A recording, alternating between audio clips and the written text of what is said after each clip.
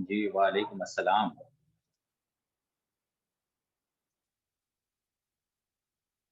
बड़े अरसे बाद तशरीफ़ आवरी हुई।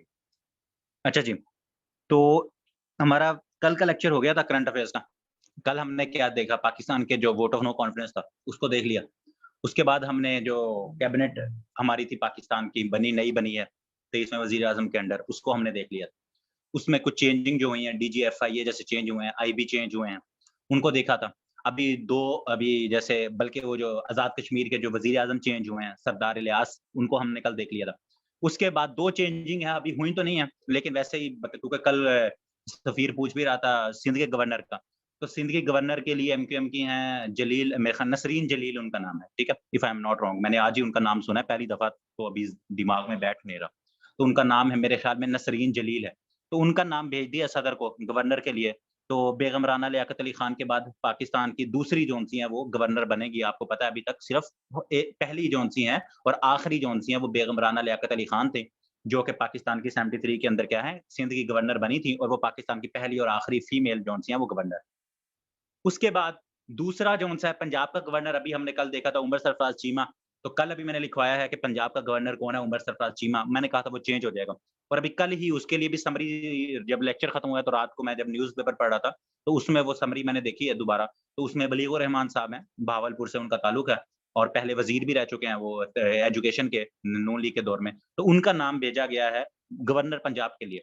तो ये मैंने कहा आप लोगों के ज़रा ज़हन में रहे अभी क्योंकि अभी जब फिर शायद इस महीने के अंदर या जब भी वो हल्फ उठाएँगे अपना, तो फिर हम उनको नेक्स्ट मंथ में प्रॉपर देख लेंगे। लेकिन 2 नाम आपने ज़हन में रखने हैं कि सिंध के लिए नसरीन जलील साहिबा हैं और दूसरा जो पंजाब का गवर्नर अब आएगा, उनका नाम क्या होगा? बलीगुर रहमान साहब जो उनसे वो आएँगे एज़ अ गवर्नर के तौर पे। क्योंकि उनकी अभी समरी गई है, बाकी उसमें जो मसले-मसाइल आएँगे या समरी अप्रूव होती है, नहीं होती, वो एक डिफरेंट चीज़ है। लेकिन ज़रा थोड़ा-सा ये एक डेवलपमेंट थी, तो मैंने कहा आपको साथ बता दूँ। अब हम आते हैं ओवरऑल हमारी जौन-सी पूरी दुनिया में और बाकी पाकिस्तान में और क्या चल रहा था, पॉलिटिकल टर्मॉइल तो चल रहा था। उसके अलावा दुनिया में क्या मसले चल रहे थे, तो उसमें क्या है, उसमें हमने जौन-सा है वो जो देखनी है चीज़ें, उसमें सबसे पहले तो कोविड के हवाले से 2 चीज़ें याद रख लें। एक आपकी ऑर्गनाइज़ेशन है उसका नाम है डब्ल्यूटीओ उसका क्या नाम है? उसका नाम है डब्ल्यूटीओ वर्ल्ड ट्रेड ऑर्गनाइज़ेशन ठीक है? वर्ल्ड ट्रेड ऑर्गनाइज़ेशन ये हमने ऑर्गनाइज़ेशंस का जो टॉपिक है, उसके अंदर जौन-सा है हमने वर्ल्ड ट्रेड ऑर्गनाइज़ेशन को डिटेल के अंदर पढ़ा हुआ है। डब्ल्यूटीओ 1995 के अंदर ये बनी थी, जिनेवा के अंदर इसका हेडक्वार्टर है, ये सारी चीज़ें हम देख चुके हैं। तो ये आपने क्यों याद रखना है? ये सवाल रिसेंटली इस तरह के सवाल पूछे जाते हैं कि इस तरह की स्टेटमेंट जो-सी है, किसने एजेंसी ने या किस ऑर्गनाइज़ेशन ने पाकिस्तान के बारे में दी है? तो अभी टीओ जो-सा है वर्ल्ड ट्रेड ऑर्गनाइज़ेशन है, उसने पाकिस्तान का जो इकोनॉमिक ग्रोथ है, इसने क्या किया है? ये अगर मैं एग्ज़ैक्ट आपको लिखवा ही दूँ कि हेल्स परफॉर्मेंस ऑफ पाकिस्तान इकोनॉमी। उन्होंने पाकिस्तान की इकोनॉमी को उन्होंने क्या किया है? उन्होंने पाकिस्तान की इकोनॉमी को सराहा है। हेल्स का क्या मतलब सराहा है ड्यूरिंग कोरोना जो कोविड डेज़ थे, पैंडेमिक के दिन थे, उसके दौरान क्या हुआ है डब्ल्यूटीओ ने क्या किया है? डब्ल्यूटीओ ने इसकी क्या की है? पाकिस्तान की तारीफ़ की है। पाकिस्तान की उन्होंने क्या की है? पाकिस्तान की उन्होंने तारीफ़ की है। आवाज़ क्लियर है मेरी? उन्होंने पाकिस्तान की क्या की है? तारीफ़ की है डब्ल्यूटीओ ने। तो ये पूछा जा सकता है कि which one of the following organisation heals Pakistan's economy performance of Pakistan's economy during pandemic तो वो वर्ल्ड ट्रेड ऑर्गेनाइजेशन है क्योंकि ज्यादातर डब्ल्यूएचओ इस हवाले से डील करता है लेकिन डब्ल्यूटीओ ने इकोनॉमी के रिलेटेड अब इसमें इकोनॉमी में और ऑप्शंस क्या दे सकते हैं आपको आईएमएफ दे सकते हैं दे सकते हैं वर्ल्ड बैंक दे सकते हैं एडीबी दे सकते हैं तो ये आपने याद रखना है कि ये भी क्योंकि इकोनॉमी को डील करते हैं ना ये सभी इदारे हम पढ़ चुके हैं तो आपने डब्ल्यूटीओ को याद रखना है उसके साथ ही एक लिख लें ये तो कल परसों की न्यूज़ है वो है डब्ल्यूएचओ की वर्ल्ड हेल्थ ऑर्गेनाइजेशन ठीक है तो वर्ल्ड हेल्थ ऑर्गेनाइजेशन जो सी है इसको क्या याद रखना है इसने अभी रिसेंटली पाकिस्तान के हवाले से ये कल या परसों इसकी रिपोर्ट आई है पूरी पढ़ने के काबिल है तो वर्ल्ड हेल्थ ऑर्गेनाइजेशन ने क्या कहा है कि पाकिस्तान के अंदर जो डेथ हुई थी कोविड के दिन के अंदर वो जो ऑफिशियली रिपोर्टेड हुई थी उससे more than more than 8 times 8 गुना ज़्यादा जो उनकी अमवात हुई थी, लेकिन जो ऑफ़िशियली हैं, वो क्या है, वो 8 गुना कम रिपोर्ट हुई थी। मतलब उन्होंने ये कहा कि अगर पाकिस्तान के अंदर अभी कोरोना से अब मुझे एग्ज़ैक्ट तो अभी फ़िगर नहीं याद, लेकिन हम चले ये कह देते हैं कि पाकिस्तान में 50,000 अमवात हुई। ठीक है? तो वो क्या कह रहे हैं कि 50,000 अमवात जो-सी हैं वो 8 गुना कम बताई गई हैं ऑफ़िशियली कितनी है 8 गुना ज़्यादा जो-सी हैं, उनसे ज़्यादा अमवात पाकिस्तान के अंदर क्या हुई हैं, कोरोना के दिनों में हुई हैं, ये डब्ल्यूएचओ ने अभी कहा है। तो डब्ल्यूटीओ और डब्ल्यूएचओ ये दोनों ने 2-3 बातें कही हैं कोविड के रिलेटेड, तो आप लोगों को ये दोनों चीज़ें पता होनी चाहिए और ये इम्पोर्टेंट है। उसके बाद हम आ जाते हैं हमारा फ़ेवरेट भाई साहब एक एलन मस्क साहब। ये इसलिए स्टार्ट में करवा रहा हूँ क्योंकि अप्रैल के स्टार्ट के अंदर फर्स्ट वीक के अंदर ही इन्होंने 9% शेयर खरीद लिए थे ट्विटर के, ठीक है? इन्होंने क्या किए थे? इन्होंने ट्विटर के शेयर खरीद लिए थे, शेयर्स होते हैं डिफरेंट कंपनीज़ के। तो इन्होंने पहले क्या किया अप्रैल के अंदर, ये अगर मैं बात करूँ तो फर्स्ट इन्होंने 9.2% शेयर खरीदे ट्विटर के, ठीक है? ट्विटर 9.2% शेयर खरीदे इन्होंने ट्विटर के एलन मस्क साहब ने अप्रैल के अंदर। फिर इनके पास क्योंकि पैसा बहुत ज़्यादा है, ठीक है? इनके पास पैसा बहुत ज़्यादा है, तो अभी अप्रैल के लास्ट वीक के अंदर इन्होंने क्या किया, इन्होंने ट्विटर जो-सा है उसको खरीदने का फैसला किया है या खरीद लिया है, वो कितना है $44 बिलियन के अंदर इन्होंने खरीद लिया है, लेकिन अभी इसके ओनर नहीं बने, अभी उसके खिलाफ मुकदमा भी दायर हो गया, अभी कल ही वो फ्लोरिडा के अंदर एक किसी ने मुकदमा दायर कर दिया है। और भी मसले-मसाइल चल रहे हैं, एक ट्रांज़िशन हो रही है, मेबी इसको साल भी लग सकते हैं, 2-3 साल भी लग सकते हैं, पर अभी पता नहीं कितना टाइम लगेगा। लेकिन ये वैल्यू आपसे पूछी जा सकती है कि इन्होंने अगर ट्विटर को अभी खरीदा है, तो कितना जोन-सा है उसमें रुपीज़ में खरीदा है, तो $44 बिलियन जोन-सा है उनको खरीदा है। जी, जी, अब कंप्लीट खरीदा है अप्रैल के फर्स्ट मंथ के अंदर 9.2% शेयर खरीदे थे उन्होंने पहले। पहले शेयर खरीदे, अब कंप्लीट खरीदा है 44 बिलियन में, लेकिन अभी उसके ओनर नहीं बने। मैंने जैसे बताया ट्रांज़िशन पीरियड चल रहा है, तो अभी मामलात उनके हल होंगे, तो फिर एलन मस्क साहब जो हैं वो फाउंडर बन जाएँगे, सॉरी फाउंडर कह रहा हूँ, ओनर बन जाएँगे ट्विटर के, जो आपकी सोशल मीडिया कंपनी। उसके बाद अगर हम बात करें तो एक आपका मुल्क है, छोटा-सा, सर्बिया। ठीक है? तो सर्बिया के अंदर इलेक्शन हुए हैं और वहाँ नए प्रेसिडेंट साहब आए हैं, सर्बियन प्रेसिडेंट नए, ठीक है? तो वो आपने याद रखना है। वहाँ के जितने आपने देखा है जैसे उनका नाम अलेक्जेंडर लुकाशेंको था, एक बंदा जो बेलारूस का था। तो इसी तरह ज़्यादातर के नाम के साथ अलेक्जेंडर आता है, तो इसका भी नाम के साथ क्या आता है? अलेक्जेंडर आता है। इसके नाम के साथ क्या आता है? Alexander. Alexander Vucic, V U C I C Vucic, Alexander Vucic साहब जो-से हैं, ये नए सर्बिया के प्रेसिडेंट आए हैं। अभी इलेक्शन हुए थे सर्बिया के अंदर। तो सर्बिया में क्या हुआ है, सर्बिया के नए प्रेसिडेंट साहब आए हैं, उनका क्या नाम है? Alexander Vucic. अभी आजकल जो-सा है फिलीपाइंस में भी इलेक्शन चल रहे हैं, उनका भी अगले हफ्ते के अंदर रिजल्ट आ जाएगा। तो इलेक्शंस जो-से हैं वो बहुत ज़्यादा मुल्कों के अंदर ज़ोरों-शोर से चल रहे हैं। फ्रांस में भी हुए हैं, उसका भी हम देखेंगे। अभी हांगकांग के अंदर होने हैं, आज आई थिंक 8 मई है, हाँ 8 मई है आज, हाँ। तो आज जौन-सा है, आज हांगकांग के अंदर भी हैं, तो उसको भी हम देखेंगे। तो ये सारे जौन-से हैं इलेक्शंस पूरी दुनिया के अंदर माहौल जौन-सा इलेक्शंस का बन रहा है, तो आप लोगों को नए सदर, नए प्रेसिडेंट और नए प्राइम मिनिस्टर्स, ये सारी चीज़ें जौन-सी हैं, ये सारे आप लोगों को नए देखने को मिलेंगे। उसके बाद 4 अप्रैल डेट इम्पोर्टेंट है, 4 अप्रैल, ठीक है? 4 अप्रैल को क्या होता है, पाकिस्तान के रिलेटेड ये डेट है और इम्पोर्टेंट इसलिए है हमारे पास, वो ये है कि 4 अप्रैल को क्या होता है, पाकिस्तान के एक सिंगर हैं, जिनका मैंने आप लोगों को आई थिंक ये अक्टूबर में या दिसंबर के करंट अफेयर्स में मैंने शायद लिखवाया था, उनका नाम है अरूज आफ़ताब, ठीक है? ये मैंने आपको तब लिखवाया था, जब इनको नॉमिनेट किया गया था, किसके लिए? ग्रैमीज़ के लिए, ग्रैमी अवार्ड के लिए इनको नॉमिनेट किया गया था, तो मैंने बताया था आप लोगों को, कि ये सेकंड पाकिस्तानी है जिनको ग्रैमी अवार्ड के लिए नॉमिनेट किया गया है। इससे पहले 1997 के अंदर नुसरत फ़तेह अली खान साहब को भी नॉमिनेट किया गया था ग्रैमी अवार्ड के लिए। तो अरूज आफ़ताब जिनको नॉमिनेट किया गया था, उन्होंने 4 अप्रैल को ग्रैमी अवार्ड जीत लिया इन्होंने और फर्स्ट पाकिस्तानी हैं। पहली पाकिस्तानी हैं जिन्होंने ग्रैमी अवार्ड जीता है और आप कहेंगे सर ग्रैमी अवार्ड क्या होता है? तो ये आपका म्यूज़िक के रिलेटेड है। आपका ये म्यूज़िक के रिलेटेड है कि आपको म्यूज़िक के जो आपके सॉन्ग्स बनते हैं, आपके डिफरेंट आपकी चीज़ें हैं, म्यूज़िक के रिलेटेड, वहाँ ये अवार्ड दिया जाता है, उसको ग्रैमी अवार्ड कहते हैं। अभी लास्ट मंथ हमने देखा था, जिसको हमने ऑस्कर अवार्ड कहे थे, वो किसके थे? वो आपकी एक्टिंग के रिलेटेड, मूवीज़ के रिलेटेड थे आपके ऑस्कर अवार्ड, ठीक हो गया? तो ये जो ग्रैमी अवार्ड्स हैं, इनको क्या कहा जाता है? ये म्यूज़िक के हवाले से हैं, म्यूज़िक में और ये अरूज आफ़ताब क्या हैं, ये एक आपकी सिंगर हैं। ये आपकी क्या है? सिंगर हैं, पाकिस्तानी बॉर्न सिंगर हैं। पाकिस्तान में रहीं, फिर उसके बाद इसके इनके वालिदैन जो उनसे ये अमेरिका चली गईं।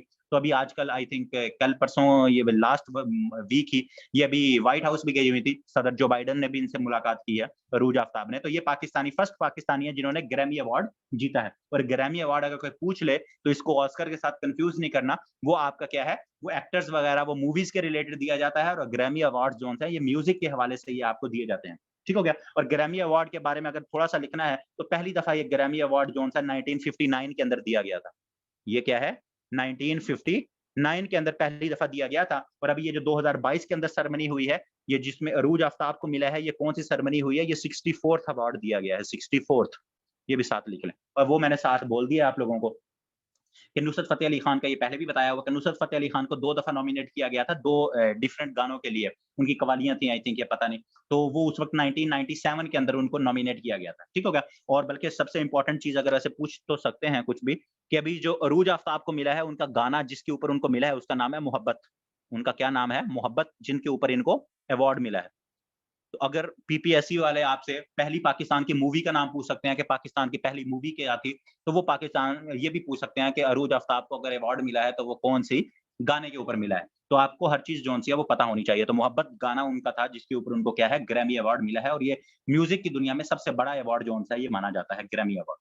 अच्छा जी, अरूज आफ्ताब के बाद अगर हम आएँ, तो उसके बाद पाकिस्तान के अंदर ही हम देखते हैं एक और अवार्ड है उसका नाम है कमाल-ए-फ़न मैं यहाँ उर्दू में लिख देता हूँ उसको कमाल-ए-फ़न अवार्ड, कमाल फन अवार्ड। मूवी मूवी थी तेरी याद, मूवी है तेरी याद पाकिस्तान की पहली मूवी जौन-सी है ना, वो आई थिंक 1947 में ही है और उसका नाम है तेरी याद, तेरी याद। ये सवाल जौन-सा ये भी पूछ लिया है, बल्कि ओल्ड पेपर्स में बहुत अब तो शायद कम पहले बहुत पूछा जाता था, ये इम्तियाज़ शायद की बुक्स में आपको बड़ा मिलेगा। ये कि पाकिस्तान की पहली मूवी जौन-सी है वो कौन-सी है जी? तेरी याद। तो कमाल फन जौन-सा है, कमाल फन ये क्या है? ये पाकिस्तान का सबसे हाईएस्ट लिटरेरी अवार्ड है। ये क्या है? Pakistan's highest literary award. Pakistan's highest literary award. Pakistan की सबसे जौन-सा है ये, जो आपका अदब है, अदब की दुनिया है जिसमें आपकी शेरो-शायरी है, नॉवेल्स हैं, उसका सबसे हाईएस्ट पाकिस्तान का जो अवार्ड है, उसका क्या नाम है? उसका नाम है कमाल-ए-फ़न अवार्ड। ये एक आपकी जौन-सी है कमाल-ए-फ़न अवार्ड जौन-सा है, ये आपका दिया जाता है। ये पाकिस्तान का सबसे बड़ा ये 1997 के अंदर ये भी मिलना स्टार्ट हुआ था पहली दफ़ा और ये पाकिस्तान के जो बड़े-बड़े मुसन्निफ़ हैं, जो हीरो आपके पोएट्स हैं, उनको ये दिया जाता है। तो इसका अभी ये रिसेंटली न्यूज़ में क्यों आया, ये आपको क्यों लिखवा रहा हूँ? इसलिए लिखवा रहा हूँ कि पाकिस्तान में 2 लोग हैं, एक का नाम है एक चलें पहले लिखवा देता हूँ, उसका नाम है मुस्तनसर मुस्तनसर हुसैन तारड़, मुस्तनसर हुसैन, उर्दू में इनके बड़े सवाल पूछे जाते हैं, हुसैन तारड़ साहब, ठीक है? एक ये पाकिस्तान के जौन से हैं, ये अदीब हैं और दूसरे पाकिस्तान के यहाँ हमारे वसेब के, उनका नाम है वो अल्लाह भला करे, सराइकी पोएट हैं, सराइकी जौन से हैं, उनका नाम है डॉक्टर अशू लाल, उनका क्या नाम है? डॉक्टर अशू लाल, ठीक है? इन दोनों को ये अवार्ड मिलना था। इन दोनों को ये अवार्ड के लिए नॉमिनेट किया गया। कमाल ए फ़न अवार्ड के लिए मुस्तनसर हुसैन तारड़ साहब को और दूसरा किनको नॉमिनेट किया गया? डॉक्टर आशू लाल साहब को। इन दोनों को नॉमिनेट किया गया। ये सराइकी पोएट हैं। ये सराइकी जौन से हैं, ये क्या हैं? ये सराइकी पोएट हैं और इन दोनों ने क्या किया? इन दोनों ने बोथ रिजेक्टेड इन दोनों ने ये अवार्ड लेने से इनकार कर दिया।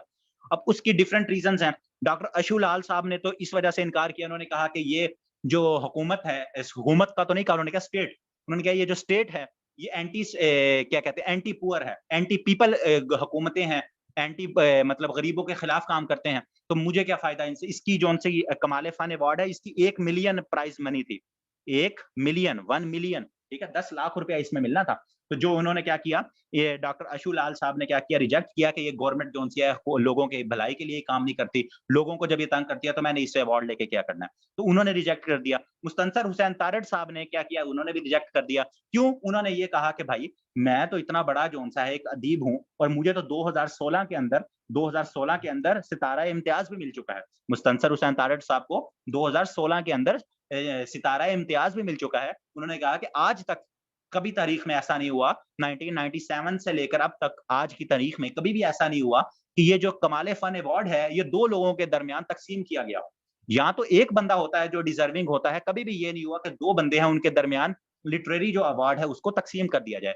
तो उन्होंने ये रीज़न देकर उन्होंने भी ये अवार्ड लेने से इनकार कर दिया मुस्तनसर हुसैन तारड़ साहब ने और आशू लाल साहब का मैंने बता दिया कि उन्होंने कहा कि ये जो हुकूमत है, ये एंटी पीपल है, गरीबों के खिलाफ काम करती है। मैं एक आम अवामी बंदा हूँ, मैं जो सा है ऐसी गवर्नमेंट से या ऐसे लोगों से ये अवार्ड नहीं हासिल कर सकता, जिसकी वजह से ये दोनों बंदे जो से हैं खबर में रहे हैं और उसकी मेन रीज़न क्या थी? कमाल फन अवार्ड। तो आपने ये कमाल फन अवार्ड जो सा इसकी जो कहानी थी वो मैंने आप लोगों को बता दी है।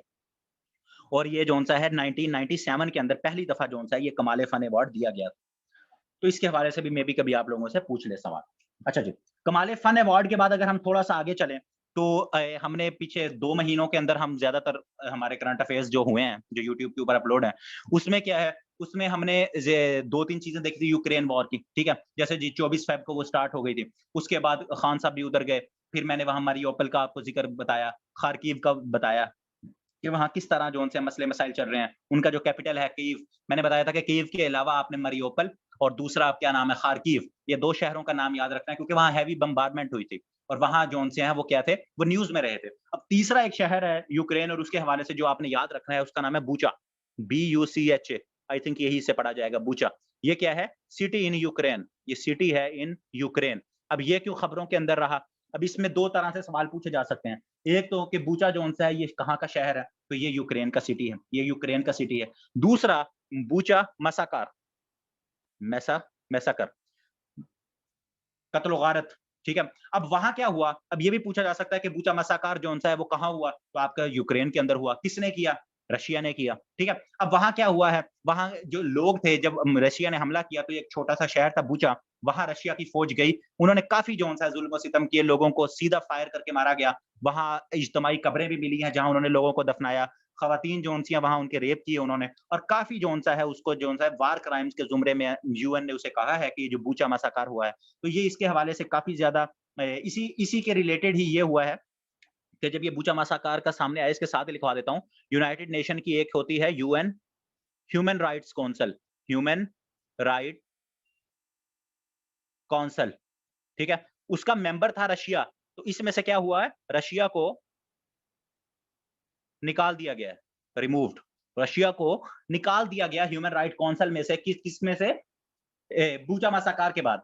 तो ये भी पूछा जा सकता है कि रिसेंटली अभी कौन से मुल्क को यूनाइटेड नेशन ने ह्यूमन राइट काउंसिल इसके भी 193 ही मेंबर्स होते हैं ह्यूमन राइट काउंसिल के, जितने जनरल असेंबली के। तो उन्होंने क्या किया है, उन्होंने ह्यूमन राइट्स काउंसिल से रशिया जो-सा उसको निकाल दिया है। उसको क्या किया कि भाई अब आप चले जाओ। आप लोग जो ह्यूमन राइट्स के हवाले से उस काउंसिल के अंदर आप नहीं रह सकते क्योंकि आपका जो हालात हैं, वो आपके अच्छे नहीं है। तो इसकी वजह से यही साथ आप इसके लिख सकते हैं कि जो बूचा मैसाकार है, मेन रीज़न ये भी थी, वैसे भी जंग में वहाँ जो रशिया कर रहा है, तो उसके बाद क्या हुआ है ह्यूमन राइट काउंसिल से रशिया को क्या किया गया है, निकाल दिया गया।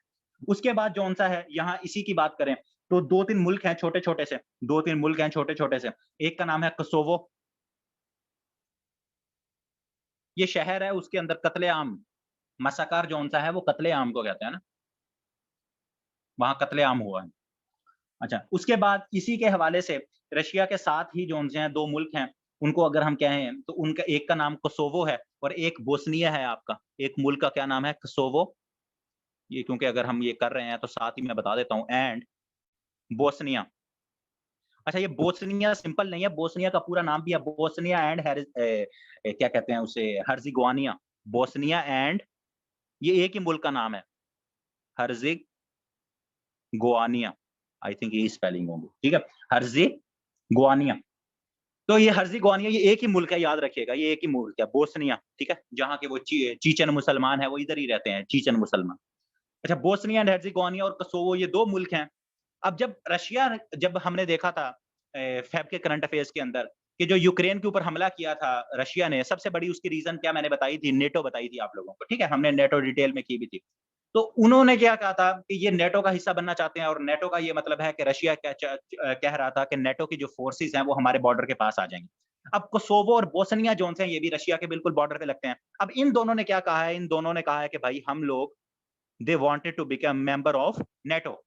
कोसोवो और बोस्निया जोन-सा है, इन दोनों ने क्या कहा है? इन्होंने कहा है कि हम जोन से हैं भाई साहब हमें नेटो जॉइन करवाओ। हम जोन से हैं नेटो जॉइन करना चाहते हैं और उसकी रीज़न उन्होंने क्या बताई है? उन्होंने फिर वही बताई है कि रशिया जोन-सा है जैसे यूक्रेन जैसे मुल्क पे हमला कर सकता है, तो हम भी तो छोटे-छोटे उनके साथ मुल्क हैं। तो अगर वो हम पे हमला करके कहे कि हम भी आपके साथ जोन-सा है, आप हमारे मुल्क का हिस्सा बन जाओ, तो हम क्या करेंगे? हम अपना डिफेंस कैसे करेंगे? तो उन्होंने क्या कहा है? उन्होंने नेटो का हिस्सा बनने की अपनी ख्वाहिश ज़ाहिर की है तो ये भी पूछा जा सकता है कि रिसेंटली कौन से मुल्क जो से उन्होंने कहा है कि हम नेटो का हिस्सा बनना चाहते हैं। तो कोसोवो है, छोटा सा मुल्क है, और बोस्निया जोन सा इन्होंने नेटो का हिस्सा बनने का अपना कहा है। और नेटो के बारे में आपको पता है, नॉर्थ अटलांटिक ट्रीटी ऑर्गेनाइजेशन है। 1949 के अंदर नेटो जोन सी है वो आपकी बनी है। और जब ये कहाँ, इसका हेडक्वार्टर कहाँ है? ब्रसेल्स के अंदर है।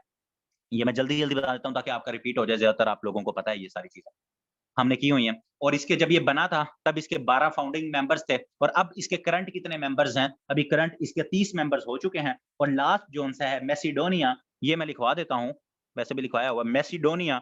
मैसिडोनिया लास्ट मुल्क है जिसने 2020 के अंदर नेटो को क्या किया था? जॉइन किया था।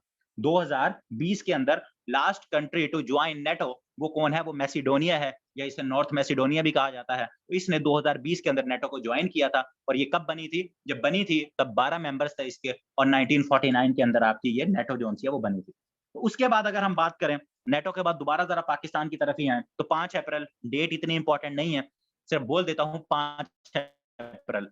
5 अप्रैल को क्या हुआ? एक बंदा है, उसका नाम है अब्दुल करीम, उसका क्या नाम है? अब्दुल करीम। अब्दुल करीम। अब अब्दुल करीम को लिटिल करीम भी कहा जाता है, लिटिल करीम।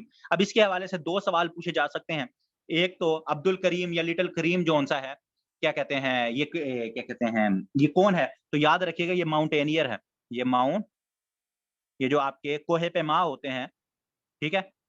जैसे मोहम्मद अली सदपारा साहब थे, उनका बेटा है, और अभी आजकल शेरोज़ जौन-सा है उसका नाम आ रहा है, वो हम अगले महीने करेंगे, ठीक है? शहरबाज़ का नाम आ रहा है, सिरबाज़ का, वो भी अगले मंथ करेंगे, उन्होंने अभी चोटियाँ सर की हैं। तो वो ये क्या है? ये कोहे पेमा हैं, तो इनका नाम पूछा जा सकता है। ये पाकिस्तान के बड़े फेमस जौन-से हैं कोहे पेमा है, तो इनकी 5 अप्रैल को क्या हुई है? इनकी डेथ हुई है। इनकी क्या हुई है? डेथ हुई है। तो इनके बारे में सवाल पूछा जा सकता है कि ये बाय प्रोफेशन क्या हैं? पेंटर हैं, स्पोर्ट्समैन हैं, माउंटेनियर हैं। तो जैसे मोहम्मद अली सदबारा का पूछा गया था, तो ये भी पाकिस्तान के बहुत ज़्यादा जोन से हैं फेमस, पाकिस्तान के, ये उस क्या कहते हैं 90s के अंदर जो एक आपकी पीक है, जो मैंने आपको पढ़ाई भी थी, गर्शबरम 2 जोन सी है, उसको इन्होंने उस दौर के अंदर सर किया था, और विदाउट ऑक्सीजन इन्होंने सर किया था, तो तब इनका नाम पाकिस्तान के अंदर बहुत ज़्यादा हिट हुआ था। क्योंकि एक जो चोटी है उनके साथ से जो ऑक्सीजन सिलेंडर्स होते हैं वो लेके जाते हैं। कुछ होते हैं जो माउंटेनियर्स, जो कि जैसे अभी मोहम्मद अली सदबारा साहब जब गए थे, तो वो भी जब उनकी डेथ हुई K2 के ऊपर, तो वो भी विदाउट ऑक्सीजन उसको सर करने के लिए गए थे, ठीक है? तो ये 2 तरह के वो होता है कि एक आपने कोई पहाड़ी को जब सर करना है तो ऑक्सीजन के साथ करना है, वो आपका एक नाम बनता है। फिर विदाउट ऑक्सीजन जब आप करते हो तो वो भी आपका जौन-सा है वो नाम बनता है। तो इन्होंने इस तरह वो जो गाशेबरम 2 है, माउंटेन जो कि आपकी कराकरम के अंदर है, उसको इन्होंने क्या किया था, उसको इन्होंने एक दफ़ा सर किया था, जिसकी वजह से ये पाकिस्तान में बहुत फेमस है, लिटिल करीम। तो इनके बारे में आप लोगों से क्या किया जा सकता है, सवाल पूछा जा सकता है। निर्मल पुजरा तो पाकिस्तान का नहीं है, निर्मल वो डिफरेंट है। वो अगर आप लोग शायद न्यूज़ को फ़ॉलो नहीं कर रहे होंगे, तो वो मैं आपको बताऊँगा, वो पाकिस्तान का भी पहला बंदा बना है सिरबाज़। उसने 10 माउंटेन्स जो 14 पीक्स है ना हाईएस्ट, उसमें से 10 उसने अभी कल या परसों उसने सर की हैं। तो वो मैं आपको बताऊँगा अभी, वो अभी कल-परसों की हैं, तो वो मई में हम इंशाल्लाह नेक्स्ट मंथ कर लेंगे। तो वो पहला पाकिस्तानी बना है जिसने जो 8000 से ऊपर 14 पीक्स है ना, उसमें से 10 जो पीक्स हैं उसको उसने सर किया है। तो वो हम अगले उसमें देख लेंगे, वो इतना मसला नहीं। हाँ, हर जगह न्यूज़ में चल रहा है, न्यूज़ से टच रहा करो ना, ताकि आपकी चीज़ें जोन-सी हैं वो ये आपको पता चले। वो सिरबाज़ ना 2 हैं माउंटेनियर्स, एक ने जोन-सी है वो एक किशन ग वो जो क्या नाम है, नेपाल के अंदर है, किचनगंगा जोन-सी है, 3rd हाईएस्ट माउंटेन है। एक शहरोज़ है, उसने वो सर की है, और एक और है ये जो सिरबाज़ है, इसने 10 माउंटेन्स जोन-सी है वो सर की हैं। अच्छा, चलो इससे आगे चलते हैं। अच्छा, इसमें एक और चीज़ इंटरनेशनल जोन-सा है, वो उसका नाम आईसीसी विमेन वर्ल्ड कप हुआ है। उसका फाइनल 3 अप्रैल को हुआ है, इम्पोर्टेंट चलो लिख लो। आईसीसी विमेन वर्ल्ड कप, ठीक है? 50 जो आपका 50 ओवर्स का होता है, ओडीआई, ठीक है? 50 ओवर्स का। तो ये किसने जीता है जी? ऑस्ट्रेलिया ने। ऑस्ट्रेलिया की जो विमेन क्रिकेट टीम है उसने जीता है। हराया किसको है जी? इंग्लैंड को हराया है। England runner up. और ये वेन्यू कहाँ है जहाँ ये खेला गया था, वो भी आपका क्या है? इंग्लैंड। तो ये 4-5 चीज़ें आपसे पूछी जा सकती हैं। कि अभी जो रिसेंटली 2022 का विमेन वर्ल्ड कप हुआ है, वो कहाँ खेला गया जी? सॉरी इंग्लैंड के अंदर खेला गया। और 2019 में जो खेला गया था मर्दों का, वो भी इंग्लैंड के अंदर खेला गया था, तो आपने याद रखना है। उसके बाद जीता किसने? ऑस्ट्रेलिया ने, और रनर अप कौन रहा? इंग्लैंड रहा। तो अगर मर्दों की बात करें 2019 में क्या जो खेला गया था, वो किसने जीता था? वो भी इंग्लैंड ने जीता था और किसको हराया था? वो हराया था न्यूज़ीलैंड को हराया था, ठीक है? तो ये दोनों जोन से आपने मेल अब तो मर्दों वाला तो नहीं पूछ सकते, इतना पुराना भी हो गया, लेकिन चलें आपको वो भी याद होने चाहिए और ये रिसेंटली जो फीमेल्स का है, वीमेन का है, ये भी आप लोगों को याद होना चाहिए। उसके बाद अगर हम बात करें तो डब्ल्यूएचओ की ही एक और रिपोर्ट आई है। मुझे पहले लिखवाना चाहिए था लेकिन चलो। डब्ल्यूएचओ की एक और रिपोर्ट आई है। उसने क्या कहा है डब्ल्यूएचओ ने, वो बस मैं जल्दी-जल्दी लिखवा देता हूँ। उसने ये कहा है कि 99% जो पीपल हैं पूरी दुनिया के 99% of people across the world, पूरी दुनिया के अंदर 99% जो लोग हैं वो क्या कर रहे हैं? वो अनहेल्दी जो क्या कहते हैं आपकी एयर है उसको ब्रीथ कर रहे हैं। वो क्या कर रहे हैं? ब्रीथ कर रहे हैं अनहेल्दी एयर। वो आलूदा जौन-सी है हवा उसको इन्हेल कर रहे हैं 99%। ये आपसे पूछा जा सकता है कि कितने अकॉर्डिंग टू डब्ल्यूएचओ कितने परसेंट जौन-से हैं पूरी दुनिया में लोग वो अनहेल्दी जौन-सी है वो एयर उसको इन्हेल कर रहे हैं 90%, 99%, 98%। तो ये आप याद रखेंगे कि क्या है 99% डब्ल्यूएचओ के मुताबिक अभी उनकी रिपोर्ट आई है, क्योंकि अभी आपको अप्रैल में अभी आगे बताऊँगा कि अब अर्थ डे भी था। तो ये क्या है, ये 99% जौन-सा है आपके लोग जौन-से हैं वो आलूदा जौन-सी है हवा को इन्हेल कर रहे हैं। उसके बाद उसके बाद जौन-सा है अगर एंड में टाइम बचा तो मुझे बताइएगा। वो मैं आपको करवाऊँगा थोड़ी-सी चीज़ें उसके हवाले से। अभी मैंने सर्बिया भी आपको बताया है। तो अभी क्योंकि ये 6 अप्रैल जौन-सा है अभी इसके बाद उसमें जो बोस्निया की वार हुई थी, उसकी उसके हवाले से उसको 30 साल हो गए थे बोस्निया की वार को। तो ये बोस्निया के अंदर जंग जो हुई थी वो क्योंकि थोड़ा-सा डिटेल में मुझे जाना पड़ेगा कि बोस्निया की जंग कैसे हुई थी, यूएसएसआर का उसमें क्या हिसाब-किताब था, ये सारी चीज़ें। तो एंड में अगर टाइम बचा तो फिर मैं आप लोगों को एंड में ये बता दूँगा, क्योंकि वरना इतना ये इम्पोर्टेंट नहीं है करंट अफेयर्स के हवाले से। लेकिन एंड के अंदर अगर ये हमारे पास टाइम बचा तो इंशाल्लाह हम जो है इसको क्या करेंगे, इसको देख लेंगे। यहाँ तक कोई मसला मसाइल है तो मुझे बताओ?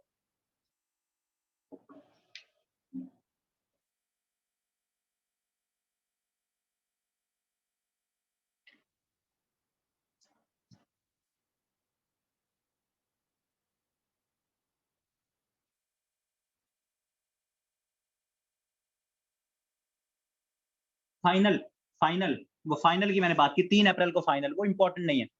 वो फाइनल की डेट इम्पोर्टेंट नहीं है आप लोगों के लिए, बस विनर कौन है और कहाँ खेला गया, वो डेट नहीं पूछेंगे विमेन की।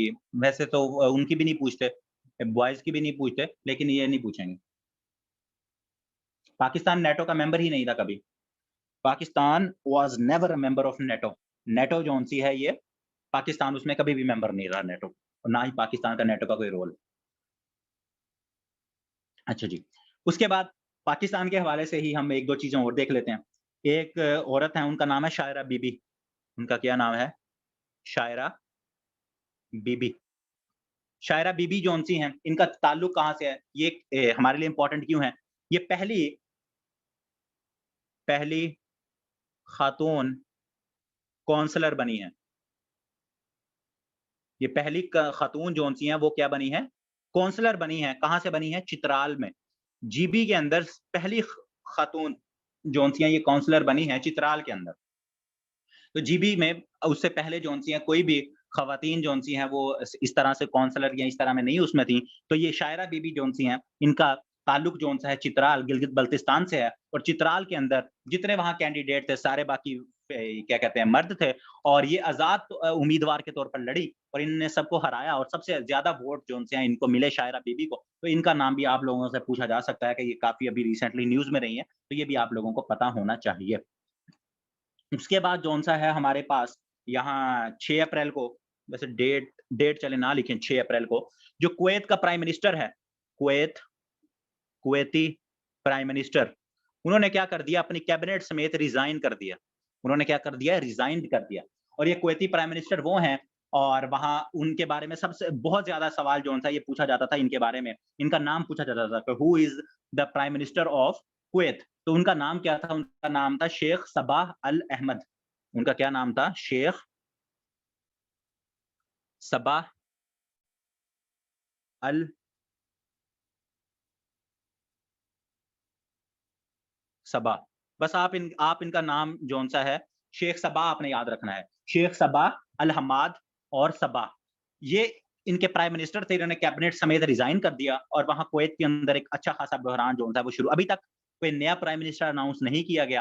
तो ये जो सा है ये आपने याद रखना है। और वहां क्या है, कुवैत में प्राइम मिनिस्टर या कैबिनेट ये सिर्फ नाम के लिए होता है। वहां जो असल पावर है वो जैसे बादशाह होते हैं, जो कुवैत का बादशाह है उसे क्या कहा जाता है, अमीर, कुवैती अमीर। आपने सुना होगा जी, कुवैत के अमीर का फोन आया जी। तो वहां क्या है, बादशाह को क्या कहा जाता है, वहां अमीर कहा जाता है। तो वहां का जो अमीर है, वहां का जो अमीर है उसका क्या नाम है, उसका नाम है क्या कहते हैं, नवफ आई थिंक उसका नाम है, अगर इसको कंफर्म कर लेना, शेख नवाफ अल सबा।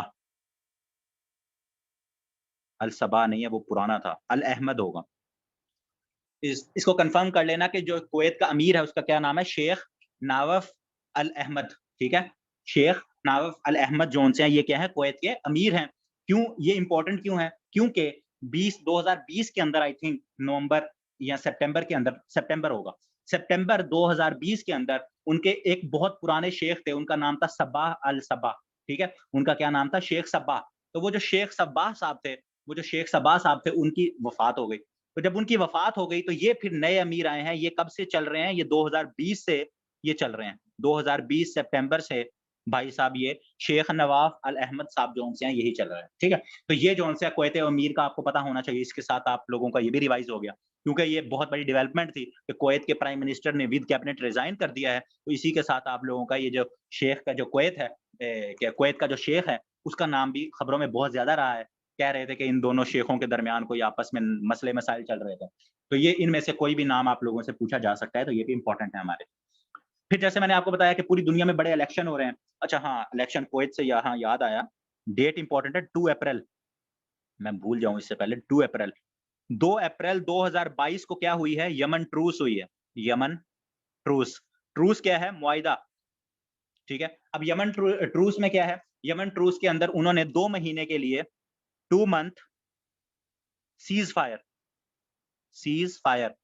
अब यमन में आपको पता है कि बहुत सारे स्टेक होल्डर इन्वॉल्व हैं, हूती बागी भी हैं, ठीक है, जिन्हें हूसी बागी कहा जाता है, जिनको ईरान सपोर्ट करता है। फिर उसके बाद वहाँ सऊदी अरेबिया इन्वॉल्व है, वहाँ यूएई इन्वॉल्व है, ठीक है। तो वहाँ फिर ये यूएई, सऊदी अरेबिया इन सब ने मिलकर क्या किया है, इन्होंने एक सीज फायर की है, ट्रूस की है। और वो क्या है, वो 2 अप्रैल को हुई है और उसमें उन्होंने क्या कहा है कि 2 महीने के लिए हम कोई भी जंग नहीं करेंगे। ये रमज़ान पूरा, रमज़ान के अंदर जंग नहीं हुई, उन्होंने एक-दूसरे के ऊपर जो आपने देखा होगा जो अरामको जैसे सऊदी अरेबिया की फील्ड है बहुत बड़ी, वहाँ ड्रोन हमले हुए, सऊदीया के ऊपर हमले होते थे, तो वो हूसी बागी करते थे। जैसे लास्ट टाइम मैंने लिखवाया था आपको ये हूसी बागियों का कि इनका क्या हिसाब-किताब है।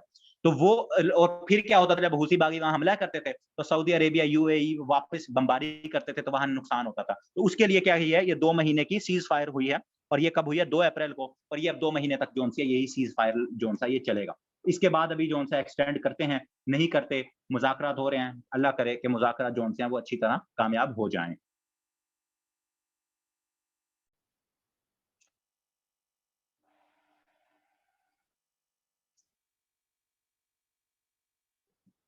अच्छा, यहाँ से अगर हम आगे मूव करें, तो इलेक्शन का मैं बता रहा था, सबसे इम्पोर्टेंट मुल्क जिसको हमने लास्ट क्या कहते हैं, लास्ट जोन-सा है हमने उसमें देखा था, वो है आपके पास हंगरी, हंगरी, ठीक है? हंगरी में मैंने बताया था कि first female prime minister I हैं, उनका मैंने नाम बताया था आपको, नोवेक, कैटलिन नोवेक, ठीक है? वो पाक उनकी क्या है, हंगरी की फर्स्ट जोन-सी है फीमेल प्राइम मिनिस्टर आई थी। तो प्राइम मिनिस्टर उनके सेरेमोनियल होता है, असल पावर उनके सदर के पास होता है। और उनका जो सदर है, वो है विक्टर ऑर्बन। उनका जो प्रेसिडेंट है, उसका क्या नाम है? उनके प्रेसिडेंट का नाम है विक्टर ऑर्बन, बड़ा फेमस बंदा है ये, ठीक है? ट्रम्प के साथ बड़ा फैन था इसका। और एक जोन-सा है ये अच्छा खासा जिसे पॉपुलिस्ट लीडर कहा जाता है, ये वो है, पॉपुलिस्ट लीडर है विक्टर ऑर्बन। तो विक्टर ऑर्बन साहब जोन से हैं ये, अभी इलेक्शन हुआ है तो ये 4th time consecutive consecutive Hungary के सदर बन गए हैं दोबारा, विक्टर ऑर्बन। जैसे मैंने आपको बताया था कि जो जर्मन आपकी चांसलर थी, ठीक है? एंगेला मर्केल, वो भी 4 साल 4 दफा कंसेक्यूटिव जो सी हैं, वो चांसलर बनी थी जर्मनी की। तो इसी तरह ये जो हंगरी है, जो कि यूरोप का एक मुल्क है, उसका जो प्रेसिडेंट है, जो कि बड़ा फेमस है और ये बहुत ज़्यादा सवाल पूछा भी गया है बार-बार विक्टर ऑर्बन का, ये विक्टर ऑर्बन कहाँ का सदर है या इसका ताल्लुक कहाँ से है? तो ये बड़ा इंपॉर्टेंट बंदा है। आप देख लें 4 कंसेक्यूटिव टर्म्स ये जीत रहा है। तो अब चौथी 2022 के अंदर इसने 4th कंसेक्यूटिव टर्म जो सी है वो जीत ली है इसने, ठीक हो गया। और ये जो सा है आप लोगों ने क्या रखना है, इसको याद रखना है। और फीमेल जो सी प्राइम मिनिस्टर है उनका नाम है कैटलिन नोवेक, और वो मैं पहले लास्ट आपको करंट अफेयर्स पिछले महीने जब वो इलेक्ट हुई थी, वो मैंने तब आपको उनका बता दिया था। उसके बाद अगर हम बात करें तो उसके बाद हमारे पास क्या कहते हैं, पाकिस्तान के हवाले से 2 हैं चीज़ें, एक 7 अप्रैल को इवेंट हुआ और एक 9 अप्रैल को। तो 7 अप्रैल को अभी पाकिस्तान के अंदर क्या था, जिस दिन फैसला आना था, और अभी प्राइम मिनिस्टर खान साहब ही थे, क्योंकि हमारे आईन में लिखा है जब असेंबलियाँ टूट जाती हैं तो वही प्राइम मिनिस्टर जो है, जब तक नया प्राइम मिनिस्टर ना आ जाए, वही प्राइम मिनिस्टर काम करता रहता है। तो खान साहब ने एक यूनिफाइड हेल्पलाइन का इफ्तिताह किया 7 अप्रैल को। वो क्या है, उसका नाम है 911। ये क्या है, यूनिफाइड हेल्पलाइन। अब इसमें क्या है, ये अभी ऑपरेशनल हुई है कि नहीं हुई, ये पता नहीं है, लेकिन 7 अप्रैल को इसका इफ्तिताह हो गया है। जैसे 1122 है, जैसे पुलिस की 15 है, तो उन्होंने सबको यूनिफाई करके 911, जैसे ये अमेरिका का नंबर है, यूएसए का 911, तो 911 पे आप कॉल करें, तो आप उन्हें कहें कि मैंने 1122 को इमरजेंसी है, मुझे पुलिस की इमरजेंसी है, मुझे कोई और इमरजेंसी है। तो वो क्या है, वो आपको उसके मुतल्लिका इदारे में कॉल आपकी मिला देंगे। तो ये अभी 911 का ये उनका इनिशिएटिव था खान साहब का, उसका इफ्तिताह वो कर गए हैं। अभी ऑपरेशनल है, नहीं है, इसके बारे में कोई उस तरह से चीज़ों का नहीं पता, लेकिन 7 अप्रैल को खान साहब ने इसका ऑफिशियली इफ्तिताह कर दिया 911 का। उसके बाद अगर हम देखें, तो उसके बाद हमारे पास क्या कहते हैं, 9 अप्रैल को 2 इवेंट हुए हैं 9 अप्रैल के पाकिस्तान के हवाले से। एक तो पाकिस्तान ने शाहीन-3 का मिसाइल का तजर्बा किया है, उसका क्या नाम है? उसका नाम है शाहीन-3, शाहीन-3, ठीक है? शाहीन-3 जो-सा है, इसकी रेंज वैसे तो याद नहीं रहती, लेकिन लिख लो, 275 किलोमीटर, 50 किलोमीटर इसकी रेंज है शाहीन में की, ठीक है? और ये जो-सा है पाकिस्तान ने 9 अप्रैल को इसका क्या किया है? तजर्बा किया है। इसका क्या किया है? तजर्बा पाकिस्तान ने क्या कहते हैं, इसका किया है। और सरफेस टू सरफेस है ये, मतलब ज़मीन से ज़मीन, कुछ होते हैं सरफेस टू एयर, ठीक है? सरफेस टू एयर, ये क्या है, सरफेस से चलेगा और सरफेस के ऊपर ही टारगेट को हिट करेगा।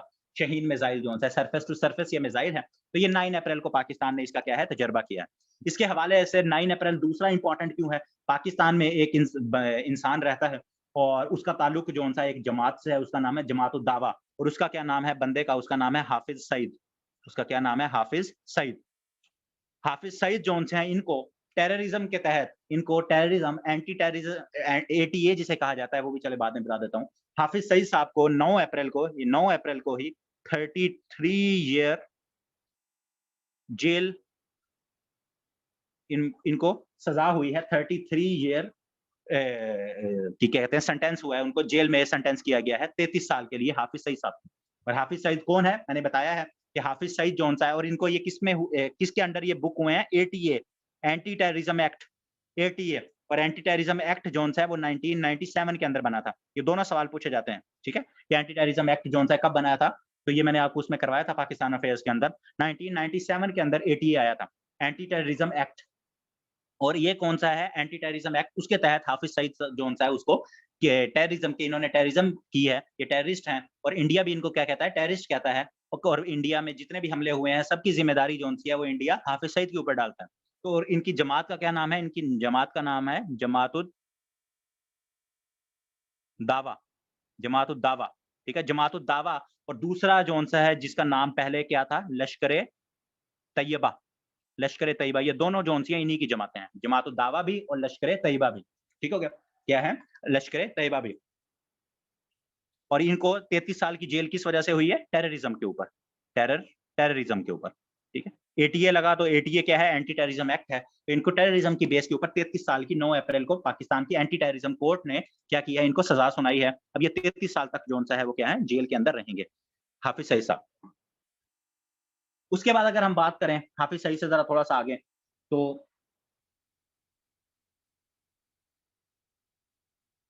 हाफिज़ सईद से अगर हम आगे आएँ, तो हमारे पास क्रिकेट के हवाले से ही एक और चीज़ है। वो ये है कि आपका, एक तो हमने लास्ट टाइम जो क्रिकेटर ऑफ द ईयर देखे थे, शाहीन अफरीदी था पाकिस्तान की तरफ से। उसके बाद पाकिस्तान में और बाबर आज़म भी था, रिज़वान भी था, और पाकिस्तान की फीमेल भी थी फातिमा सना, और यंगस्टर एक वहाँ से क्या कहते हैं, जानेमन मलान भी था वहाँ से अफ्रीका से। तो इन सबको हमने देखा था। एक और होता है, आईसीसी करती है, हर मंथ का जो टॉप का प्लेयर होता है उसके लिए अवार्ड आता है। मतलब player of the month, player of the month का अवार्ड आता है। आईसीसी जो इंटरनेशनल क्रिकेट काउंसिल है, प्लेयर ऑफ मंथ वो अनाउंस करती है। और इस दफा प्लेयर ऑफ द मंथ किसका, कौन से महीने के लिए जारी किया गया? मार्च के महीने के लिए। हमारे लिए इंपॉर्टेंट हर महीना नहीं है, जो पाकिस्तान जिसमें ज्यादा इंपॉर्टेंट आएगा वो हम देखेंगे। तो मार्च के महीने का जो प्लेयर ऑफ द मंथ का नाम अनाउंस किया गया, उसका क्या नाम था? उसका नाम था बाबर आजम, जो पाकिस्तान के कैप्टन भी हैं, बाबर आजम। जिनको क्रिकेट का एबीसी नहीं पता होती तो वो साथ लिख लिया करो कि पाकिस्तान का भी कैप्टन कौन है। ये सवाल अभी रिसेंटली पूछा गया था, तो काफी सारों को ये भी नहीं पता होता। कोई अभी भी अफरीदी लगाएंगे या मिसबाउल हक लगाएंगे, क्योंकि उनको क्रिकेट में दिलचस्पी नहीं होती। तो अभी पाकिस्तान का क्रिकेट में टी20, टेस्ट और वनडे, इन तीनों का कैप्टन कौन है? बाबर आजम है। तो बाबर आजम साहब जो उनसे, उनको प्लेयर ऑफ द मंथ मार्च के लिए उनको अवार्ड मिला है। और ये इस दुनिया के पहले प्लेयर हैं, फर्स्ट प्लेयर जिनको 2 दफा ये अवार्ड मिला है। ये कौन है? ये first player to win 2 times. इनको 2 टाइम्स, आज तक जितने भी प्लेयर्स हैं, किसी प्लेयर्स को भी 2 दफा प्लेयर ऑफ द मंथ का अवार्ड नहीं मिला। मतलब कि अब लेट्स सपोज कोई एक प्लेयर है, मैं कहता हूं विराट कोहली है, उसको दिसंबर में प्लेयर ऑफ द मंथ का अवार्ड मिला है, तो उसने आज तक अपनी तारीख में 1 दफा ही उसको ये अवार्ड मिला है। ठीक हो गया? ठीक है। लेकिन बाबर आजम ने क्या है, मार्च 2022 का भी अवार्ड जीता है, मार्च 2022 के अंदर भी, और उससे पहले अप्रैल 2021 का भी, अप्रैल 2021 के अंदर भी बाबर जोन से प्लेयर ऑफ द मंथ का अवार्ड जीत चुके हैं। तो एक मार्च और एक अप्रैल 2021, इन दोनों के अंदर बाबर आजम को मिल चुका है, और ये पहले प्लेयर हैं जिन्होंने 2 दफा ये अवार्ड जोन सा है वो जीता है। तो आप लोगों ने ये याद रखना। उसके बाद अपने पड़ोसी मुल्क की तरफ चलते हैं। 12 अप्रैल, डेट इंपॉर्टेंट अगेन, 12 अप्रैल। 12 अप्रैल को इंडिया के अंदर क्या होती है? 2+2 टॉक्स। अब ये मेरे ख्याल के मुताबिक ये बहुत इंपॉर्टेंट है। अब पूछा क्या जा सकता है कि 2+2 टॉक्स जो सी हैं वो कौन से 2 मुल्कों के दरमियान हुई हैं? वो मैं लिखवा देता हूं। एक तो यूएसए प्लस इंडिया। 2+2 टॉक्स किन किन के दरमियान हुई हैं? यूएसए के दरमियान और इंडिया के दरमियान हुई। अब इनका मकसद, ये 2+2 क्यों कहा गया, तो वो मैं बता देता हूं कि 2+2 इसलिए कहा गया कि इसमें इंडिया और अमेरिका, इन दोनों की तरफ से 2 बंदे शामिल थे। और वो 2 कौन थे? एक वजीर खारजा था और एक क्या है? डिफेंस, जिसे वजीर दिफा कहा जाता है। ठीक है? जैसे पाकिस्तान का वजीर दिफा कल हमने देखा था, वो कौन है? ख्वाजा आसिफ। तो इसी तरह इंडिया का वजीर दिफा और इंडिया का वजीर खारजा, और यूएसए का वजीर दिफा जिसे सेक्रेटरी ऑफ स्टेट कहा जाता है, और उनका सेक्रेटरी ऑफ डिफेंस, वो भी वजीर दिफा जो हुआ, उन दोनों ने आपस में टॉक की। तो मैं नाम आपको पता भी होंगे, लिखवा देता हूं जल्दी जल्दी। इंडिया का सेक्रेटरी ऑफ स्टेट कौन है? Antony Blinken. ये कौन है? यूएसए का सेक्रेटरी ऑफ स्टेट, जिसे वजीर खारजा कहा जाता है, सेक्रेटरी ऑफ स्टेट। और उनका सेक्रेटरी ऑफ डिफेंस कौन है? उसका नाम है ऑस्टिन। उसका क्या नाम है? Austin Lloyd. Austin Lloyd, first black US defence secretary. पहले जो उनसे हैं ये ब्लैक हैं, ये यूएस डिफेंस सेक्रेटरी हैं, ऑस्टिन लॉयड। ठीक हो गया? ये कौन है? इनके आगे डी लिख देता हूं, डिफेंस, और ये foreign secretary of state. India की बात करें तो फॉरेन की ही बात करूं तो उनका क्या नाम है? जयशंकर। जयशंकर, बस आपने याद रखना है, जयशंकर। और डिफेंस की बात करें तो राजनाथ सिंह। राजनाथ सिंह साहब जो से हैं वो इंडिया के डिफेंस के क्या हैं? वजीर हैं। और उनके फॉरेन मिनिस्टर का क्या नाम है? एस जयशंकर। उनका क्या नाम है? जयशंकर उनका फॉरेन मिनिस्टर है। तो इनकी आपस में टॉक हुई, तो 2 बंदे यहां से थे, 2 बंदे यहां से थे, तो इस वजह से इसे क्या कहा गया? 2+2 टॉक्स। ये इंडिया के अंदर हुई, डिफेंस और बाकी इस तरह से सारी चीजों के हिसाब किताब उन्होंने देखा। तो ये सारी चीजें जो हैं ये इंडिया के अंदर अमेरिका और इंडिया की टॉक्स आपस में हुई। उसके बाद पाकिस्तान में ही आ जाते हैं। तो पाकिस्तान में 2 चीजें देख लें। एक तो पाकिस्तान का जो स्टेट बैंक है, वो मैंने आपको बताया था, स्टेट बैंक ऑफ पाकिस्तान, कायदे आज़म ने जिसकी बुनियाद रखी थी, वो इंटरेस्ट रेट देखता है। तो 12.25 के ऊपर इस वक्त आपका क्या है? इंटरेस्ट रेट और बढ़ा दिया है। तो हर करंट अफेयर्स के हिसाब से आपने उसको चेंज देखते हैं ना। इंटरेस्ट रेट अब क्या हो गया है? 12.25% आपका जो सा इंटरेस्ट रेट। जैसे जैसे आपके मुल्क के अंदर महंगाई बढ़ती है, तो महंगाई को कंट्रोल करने के लिए आपका स्टेट बैंक ऑफ पाकिस्तान क्या करता है? इंटरेस्ट रेट को बढ़ाता जाता है। तो अब जो स्टेट बैंक ने इंटरेस्ट रेट को बढ़ाया है वो क्या है? 12.25। अभी भी ये कम है, क्योंकि आपकी जो इन्फ्लेशन है, महंगाई क्या है? इन्फ्लेशन। इन्फ्लेशन जो इस मंथ की आई है, अप्रैल की, वो 13 पॉइंट समथिंग है, वो 13% से ऊपर है। तो 13, जब आपने महंगाई को कंट्रोल करना होता है, तो उसके लिए जो मैं कोई वो क्या कहते हैं, जो इकोनॉमिस्ट कहते हैं कि आपका जो इंटरेस्ट रेट है वो आपके इन्फ्लेशन से ज्यादा ही होना चाहिए। तो ये थोड़ी सी इकोनॉमी के रिलेटेड चीजें हैं, आप बस इतना याद रखें कि अभी जो सा है 12.25 जो सा है वो क्या है आपका interest rate state bank of Pakistan जो सा है उन्होंने बढ़ा दिया। और ये स्टेट बैंक ऑफ पाकिस्तान वही है जिनसे रजा बाकिर ने अभी क्या कहते हैं उनका टेन्योर खत्म हो गया है, और अभी जब नए स्टेट बैंक के गवर्नर आएंगे तो उनको हम फिर देख लेंगे। स्टेट बैंक के बाद आगे बात करें तो स्टेट बैंक ने ही डाटा जारी करता है, उसमें एक डाटा जारी हुआ है उसको कहते हैं रेमिटेंसेस। रेमिटेंसेस का तो सबको पता होगा, रेमिटेंसेस, ठीक है। रेमिटेंसेस, रेमिटेंसेस क्या होती हैं? जो आपके ओवरसीज पाकिस्तानी हैं जो बाहर बैठे हैं, वो जो मुल्क में पैसा भेजते हैं उसको रेमिटेंसेस कहा जाता है। उनको क्या कहा जाता है? रेमिटेंसेस। और ये हर महीने का जो सा है इसका जो आदाद-ओ-शुमार है कि कितने मुल्क में डॉलर आए हैं रेमिटेंसेस के थ्रू, वो स्टेट बैंक ऑफ पाकिस्तान हमें यही बताता है।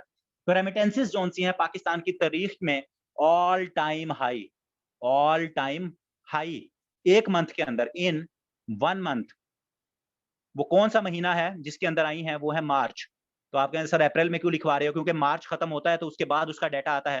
तो मार्च के अंदर ऑल टाइम हाई पाकिस्तान के अंदर रेमिटेंसेस आई हैं, और वो कितनी आई हैं? वो आई हैं 2.8 बिलियन डॉलर, 2.8 बिलियन डॉलर। तो ये आपने याद रखना है। और अभी तक 9 महीने हो चुके हैं। अगर हम मार्च को काउंट करें, अप्रैल, मई और ये आगे रहते हैं, 3 महीने रहते हैं, क्योंकि जो सा है आपका जून के अंदर आपका फाइनेंशियल ईयर आपका खत्म होता है।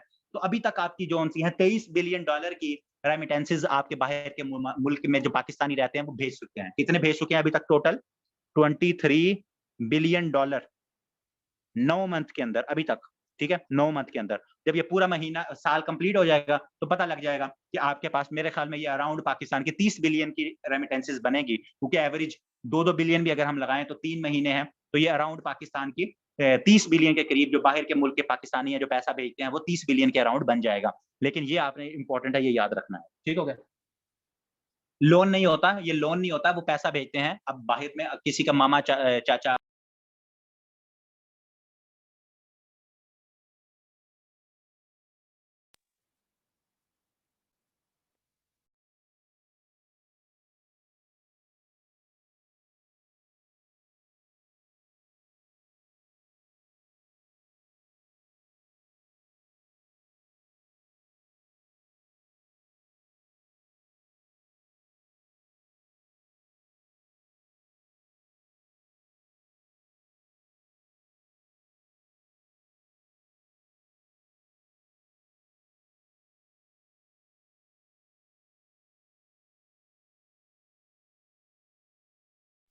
अच्छा जी, रेमिटेंसेस का मैं बता रहा था कि वहाँ जो जॉब्स वगैरह करते हैं और वो फिर अपने जो यहाँ पाकिस्तानी होते हैं, अपने जो फैमिली वाले हैं उनको जो पैसे भेजते हैं, क्योंकि उन्होंने तो वहाँ क्या कहते हैं, वहाँ की करेंसी में कमाते हैं, वो डॉलर्स में जो पैसे ये भेजते हैं, तो वो क्या है? वो रेमिटेंसेस होती हैं, ठीक है? ये लोन वगैरह या इस तरह की चीज़ें नहीं होती। अच्छा जी, पाकिस्तान में रेमिटेंसेस आ गई, ऑल टाइम हाई जो-सा है वो आ गया। उसके बाद जो-सा है, उसके बाद अगर हम बात करें, तो एक हमारे पास, तो ये जल्दी मैं एक लिखवा देता हूँ, इसमें मोस्कवा। मोस्कवा क्या है? ये वारशिप है। अब ये मॉस्कवा वारशिप किसकी है? इसके बारे में पहले भी सवाल पूछा जा चुका है। तो ये मॉस्कवा वारशिप जो सी है ये रशिया की है। ये रशिया की है। उनका जो कैपिटल है रूस सॉरी मॉस्को, उसके नाम के ऊपर मॉस्कवा वारशिप का नाम रखा गया था। तो यूक्रेन और रशिया की जंग के दौरान ये भी क्या हो गई है? ये डूब गई है। तो इसके हवाले से भी पहले उन्होंने रशियन इसको डाउन प्ले करने की कोशिश की कि नहीं-नहीं इसमें अपने आग लगी थी। तो ये मॉस्कवा वारशिप जो सी है इसका क्या है? इसका ताल्लुक रशिया से है, बहुत पुरानी है। सेकंड वर्ल्ड वॉर के बाद से रशिया के पास थी, और उसको उन्होंने क्या कहते हैं, बड़ा वो कहते थे कि ये बड़ी हमारे पास अच्छी जोन-सी है। वॉरशिप का क्या मतलब? ये जो आपकी बहरी उसमें नेवल उसमें यूज़ होती है ना आपके समंदर के अंदर, बड़ा आपकी जो जंग, उसको वॉरशिप जोन-सा है वो कहा जाता है। तो उसको भी क्या किया है? वो भी डूब गई है, उसको भी ये भी पूछा जा सकता है, क्योंकि ये मॉस्को के बारे में ये सवाल पूछा गया है कि मॉस्को वॉरशिप जोन-सा इसका ताल्लुक कहाँ से है? इसका ताल्लुक रशिया से है। Russia, Russia, Russia. अच्छा, उसके बाद एक और अपना अरब मुल्क की तरफ चलते हैं, उसका क्या नाम है? उसका नाम है जॉर्डन। उसका क्या नाम है? जॉर्डन। जॉर्डन में क्या मसला हुआ है जी? जॉर्डन में, हाँ, वॉरशिप को लिख लें जंगी बहरी जहाज़। इसको क्या कहते हैं? जंगी बहरी जहाज़, ठीक है? जंगी बहरी जहाज़ होता है वॉरशिप आपका। अच्छा, तो जॉर्डन के अंदर क्या हुआ है जी? जॉर्डन का जो किंग है, उसका क्या नाम है? उसको कहते हैं जो जॉर्डन का किंग है, उसका नाम है अब्दुल्ला सेकंड। उसका क्या नाम है? अब्दुल्ला सेकंड। ये देखें आपका ये भी साथ रिवाइज़ हो जाता है। अब्दुल्ला सेकंड, तो अब्दुल्ला सेकंड का एक भाई है, क्योंकि वहाँ जो भाई और बाकी होते हैं उनको प्रिंस का दर्जा दिया जाता है। तो उसका जो भाई है उसका क्या नाम है? उसका नाम है प्रिंस हमज़ा। बड़ी फेमस पर्सनैलिटी है ये प्रिंस हमज़ा, यंग सा है बंदा। और जो सा है कंट्रोवर्शियल भी है ये बंदा। तो प्रिंस हमजा ने क्या किया है, प्रिंस हमजा, इसका पूरा नाम जो सा प्रिंस हमजा अल हुसैन है, लेकिन आपने प्रिंस हमजा याद रखना है, प्रिंस हमजा। तो प्रिंस हमजा ने क्या किया है, रिलिंक्विश कर दिया अपना टाइटल, इसका जो प्रिंस का टाइटल था उसको क्या कर दिया है, रिलिंक्विश्ड, उसको वापस कर दिया है कि मैं जो सा अब शहजादा नहीं रहना चाहता। तो रिलिंक्विश का क्या मतलब है, उसने उसको अपने टाइटल को छोड़ दिया है। अब वो क्या है, वो कहता है कि मैं आप आम शहरी की तरह ज़िंदगी गुज़ारना चाहता हूँ। लेकिन और ये जो-सा है, ये अप्रैल के अंदर ही ये वाक़या हुआ है। लेकिन इसमें भी लोग कह रहे हैं कि इन दोनों भाइयों का, क्योंकि ये जो किंग अब्दुल्ला है और प्रिंस हमज़ा, ये दोनों आपस में भाई हैं। तो वो कह रहे हैं कि इन भाइयों का आपस में कोई मसला-मसाइल है। वो दरबार के जो इनके मसले होते हैं, बादशाहत के कोई मसले हैं। लेकिन और ये है भी कंट्रोवर्शियल और लोग इसको पसंद भी काफ़ी करते हैं। लेकिन इस वजह से ये भी आपका सवाल पूछा जा सकता है कि रिसेंटली कौन से मुल्क का जो प्रिंस है, उसने, या इस तरह से सवाल पूछा जा सकता है कि कौन से मुल्क का प्रिंस है जिसने अपना टाइटल रिलिंक्विश किया है, तो जॉर्डन है। या अगर प्रिंस हमजा जिसने अभी रिसेंटली अपना जो टाइटल है उसको रिलिंक्विश किया है, उसका ताल्लुक कौन सा मुल्क से है, तो आपको पता होना चाहिए वो जॉर्डन है जिससे उसका ताल्लुक है। उसके बाद जौन सा है पाकिस्तान के हवाले से इम्पोर्टेंट 15 अप्रैल, बहुत इंपॉर्टेंट डेट है ये, 15 अप्रैल 2022।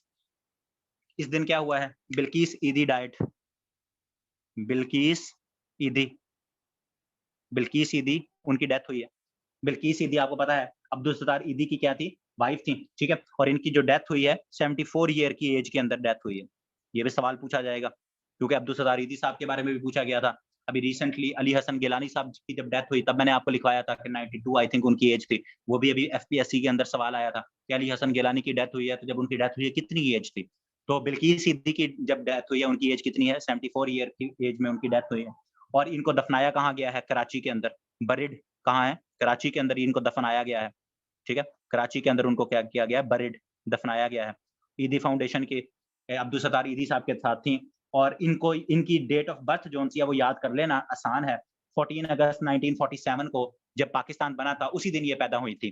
तो ये इस हवाले से शायद आप लोगों से पूछा जाए कि 14 अगस्त 1947 को बिल्किस ईदी जो-सी हैं, वो गुजरात के अंदर, जो इंडियन इलाका है, जो इंडियन गुजरात है, जहाँ से मोदी का भी ताल्लुक था, जहाँ से कायदे-आज़म साहब का भी ताल्लुक था, उसी गुजरात के अंदर बिल्किस ईदी पैदा हुई थी। किस डेट को पैदा हुई थी? 14 अगस्त 1947 को, जिस दिन पाकिस्तान बना था, उस दिन बिल्किस ईदी साहिबा जो-सी हैं, वो क्या थी? वो पैदा हुई थी। और ये अब्दुल सत्तार ईदी साहब की क्या थी? बेगम थी। और अब्दुल सत्तार ईदी साहब जो-से हैं, वो 8 जुलाई 2016 के अंदर उनकी डेथ हुई थी, और वो भी कराची के अंदर ही दफन है अब्दुल सत्तार ईदी साहब, और ईदी फाउंडेशन के वो सरबराह हैं। और 2016 8 जुलाई के अंदर उनकी क्या हो गई थी? उनकी डेथ हो गई थी। और साथ अगर लिखना हो तो लिख लीजिएगा, छोटी-सी चीज़, इतनी इम्पोर्टेंट नहीं है, कि 1966 के अंदर, 1966 के अंदर अब्दुल सत्तार ईदी और बिल्किस ईदी, इन दोनों की क्या हुई थी? शादी हुई थी 1966 के अंदर। शायद इतनी इम्पोर्टेंट ना हो, लेकिन छोटी-सी इन्फॉर्मेशन है, साथ लिख लें कि 1966 के अंदर इन दोनों की आपस में शादी हुई थी। उसके बाद अगर हम बात करें तो क्या कहते हैं आपके पास, अभी एक मैंने शायद लास्ट टाइम लिखवाया था, शायद मेरे ख्याल में नहीं लिखवाया था, कि सेकंड डिवीजन जो-सी है, फर्स्ट डिवीजन होती है जिसमें हाई बड़ी प्लेयर्स आते हैं, और एक सेकंड डिवीजन होती है। रग्बी एक गेम होती है, रग्बी, रग्बी एशियन चैंपियनशिप, ये अभी होनी है, चैंपियनशिप। तो इसके बारे में पूछा जा सकता है क्यों इम्पोर्टेंट है? कि ये किस कहाँ होनी है? पाकिस्तान में होनी है। ये दोबारा भी लिखवा दूँगा, मई में होनी है। मई से लेकर आई थिंक ये जून या जुलाई तक ये रहेगा। मई से लेकर जून या जुलाई तक ये रहेगी। तो ये पाकिस्तान इसको होस्ट कर रहा है। एशियन जो रग्बी चैंपियनशिप है सेकंड डिवीजन की। मैंने बताया सेकंड डिवीजन में क्या है, जो आपके जो टॉप के प्लेयर्स होते हैं वो नहीं वो क्या कहते हैं, वो टीम्स या वो टॉप के प्लेयर्स नहीं आते। वो टीम्स वही होती हैं, वो अपने सेकंड लेवल के जो प्लेयर्स हैं उनको भेजती हैं। जैसे फर्स्ट डिवीजन, सेकंड डिवीजन इम्तिहान में होती है, इसी तरह टीमों में भी फर्स्ट डिवीजन और सेकंड डिवीजन का हिसाब-किताब जो-सा है वो होता है। तो ये भी आप लोगों ने याद रखना है कि फर्स्ट डिवीजन और सेकंड डिवीजन का इसमें क्या हिसाब-किताब है। और रग्बी जौन-सी है, ये गेम होती है, पाकिस्तान में भी बड़े शौक से ये रग्बी खेली जाती है, और ये इसी वजह से पाकिस्तान के अंदर एशिया में, इसमें क्या है, सिर्फ़ एशिया की जो टीम्स होंगी, जिसमें चाइना हो गया, जापान वगैरह, थाईलैंड, ये जौन-से हैं, ये मुल्क, इन मुल्कों की टीमें जौन-सी है वो क्या करेंगी, इसमें इसमें हिस्सा लेंगी।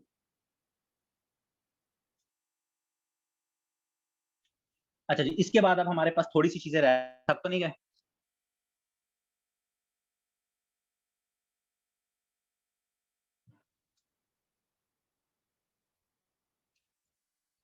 बस अप्रैल का लास्ट आखिरी 10 दिन रह गए हैं, उसके अंदर बस थोड़ा-सा, बस ठीक है, बस द थोड़ा-सा रह गया। उसमें एक चीज़ जौन-सी है वो ये आपने जो हमने देखनी है। बस थोड़े से दिन है वो आज हमने अभी खत्म, वो तो मैंने खत्म करवाना ही है अभी। तो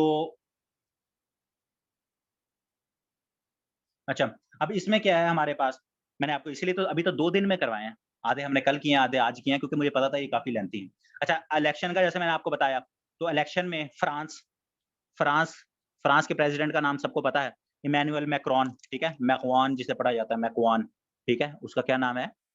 इमैनुअल इमैनुअल मैक्रोन, ठीक है? आज नहीं, कल क्या था, 7 मई था। 7 मई को इन्होंने हल्फ उठा लिया दोबारा, ठीक है?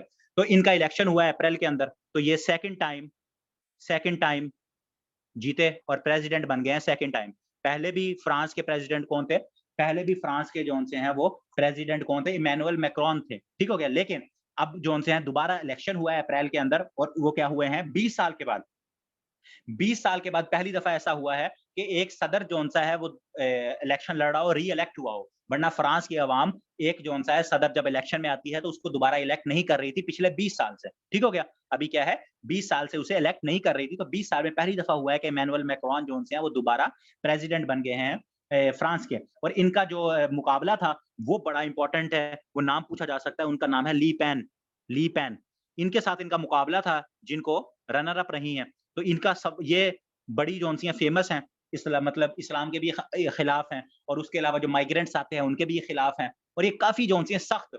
आप अगर कभी ये प्रेज़िडेंट बन जाएँ तो ये जो हम फ्रांस को अब देखते हैं कि इमैनुअल मैक्रोन वहाँ हिजाब में और बाकी ओवरऑल मसले कर रहा है। तो आप अगर ये कभी आ गई तो आप जौन-सा है मैक्रोन जौन-सा है उसको भूल जाओगे। तो ये तो ओपनली हिजाब के अगेंस्ट जौन-सी है ये कैम्पेन भी करती हैं ली पेन।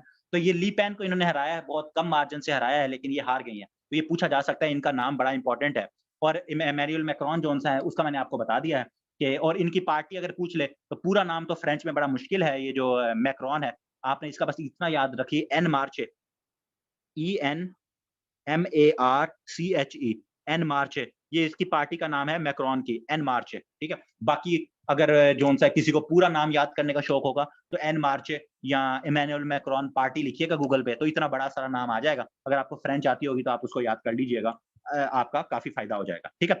उसके बाद एक इदारा है स्टॉकहोम का, स्टॉकहोम आपको पता है, आपका जौन-सा एक शहर है। तो स्टॉकहोम का जो क्या कहते हैं एक इदारा है, उसने एक रिपोर्ट दी है। उस रिपोर्ट में बस सिर्फ़ एक चीज़ लिख लें और उसने वो ये कहा है कि इस वक़्त करंट टाइम पे पूरी दुनिया के अंदर 2 ट्रिलियन डॉलर 2 ट्रिलियन डॉलर जौन-सी है क्या है? मिलिट्री स्पेंडिंग है पूरी दुनिया के अंदर, वर्ल्ड मिलिट्री स्पेंडिंग।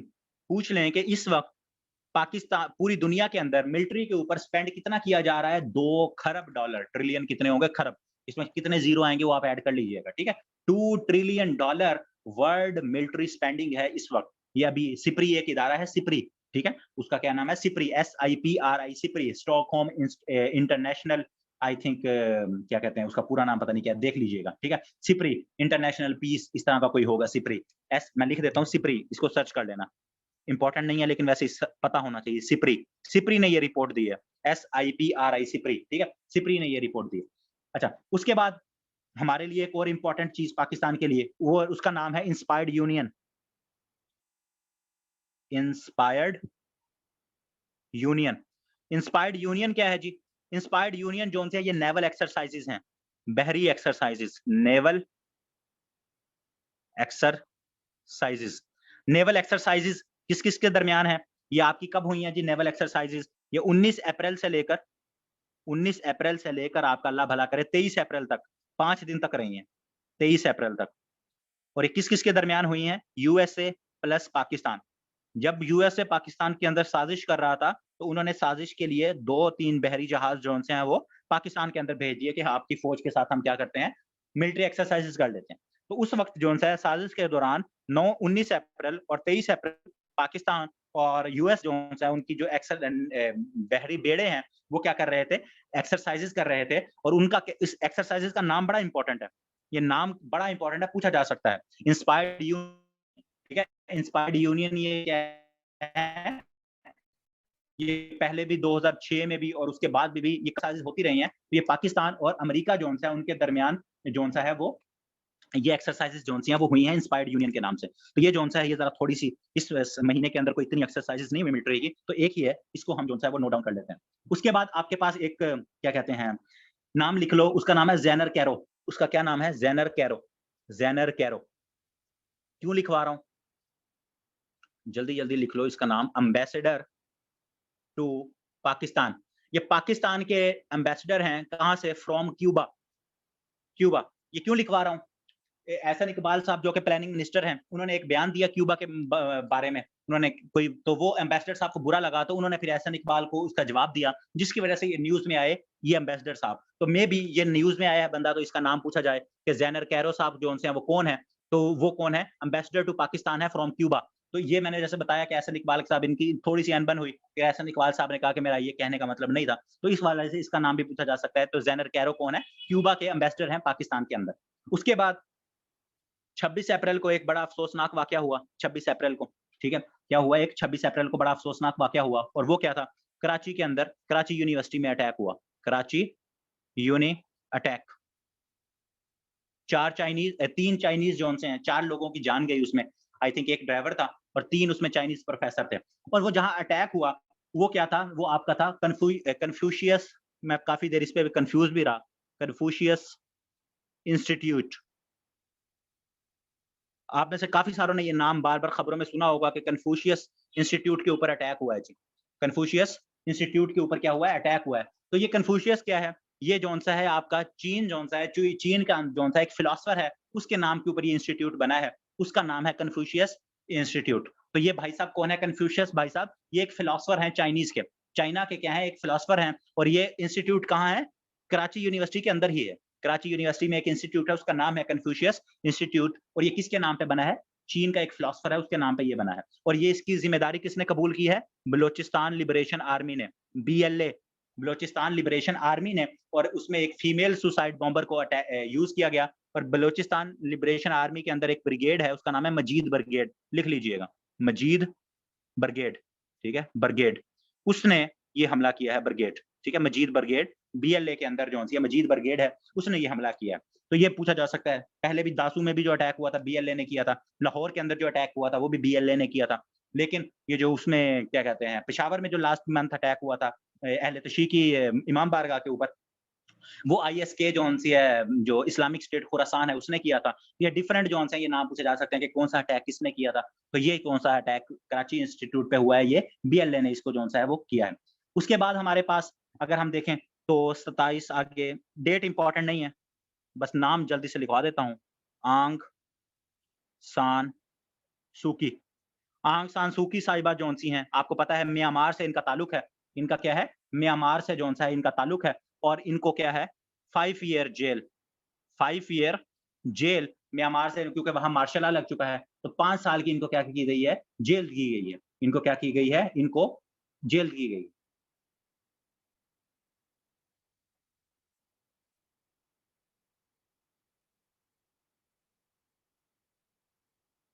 किसका? जो फीमेल सुसाइडर हैं, उसका इतना इम्पोर्टेंट तो नहीं है। वो क्या नाम है? मुझे ज़हन से उसका क्या नाम है?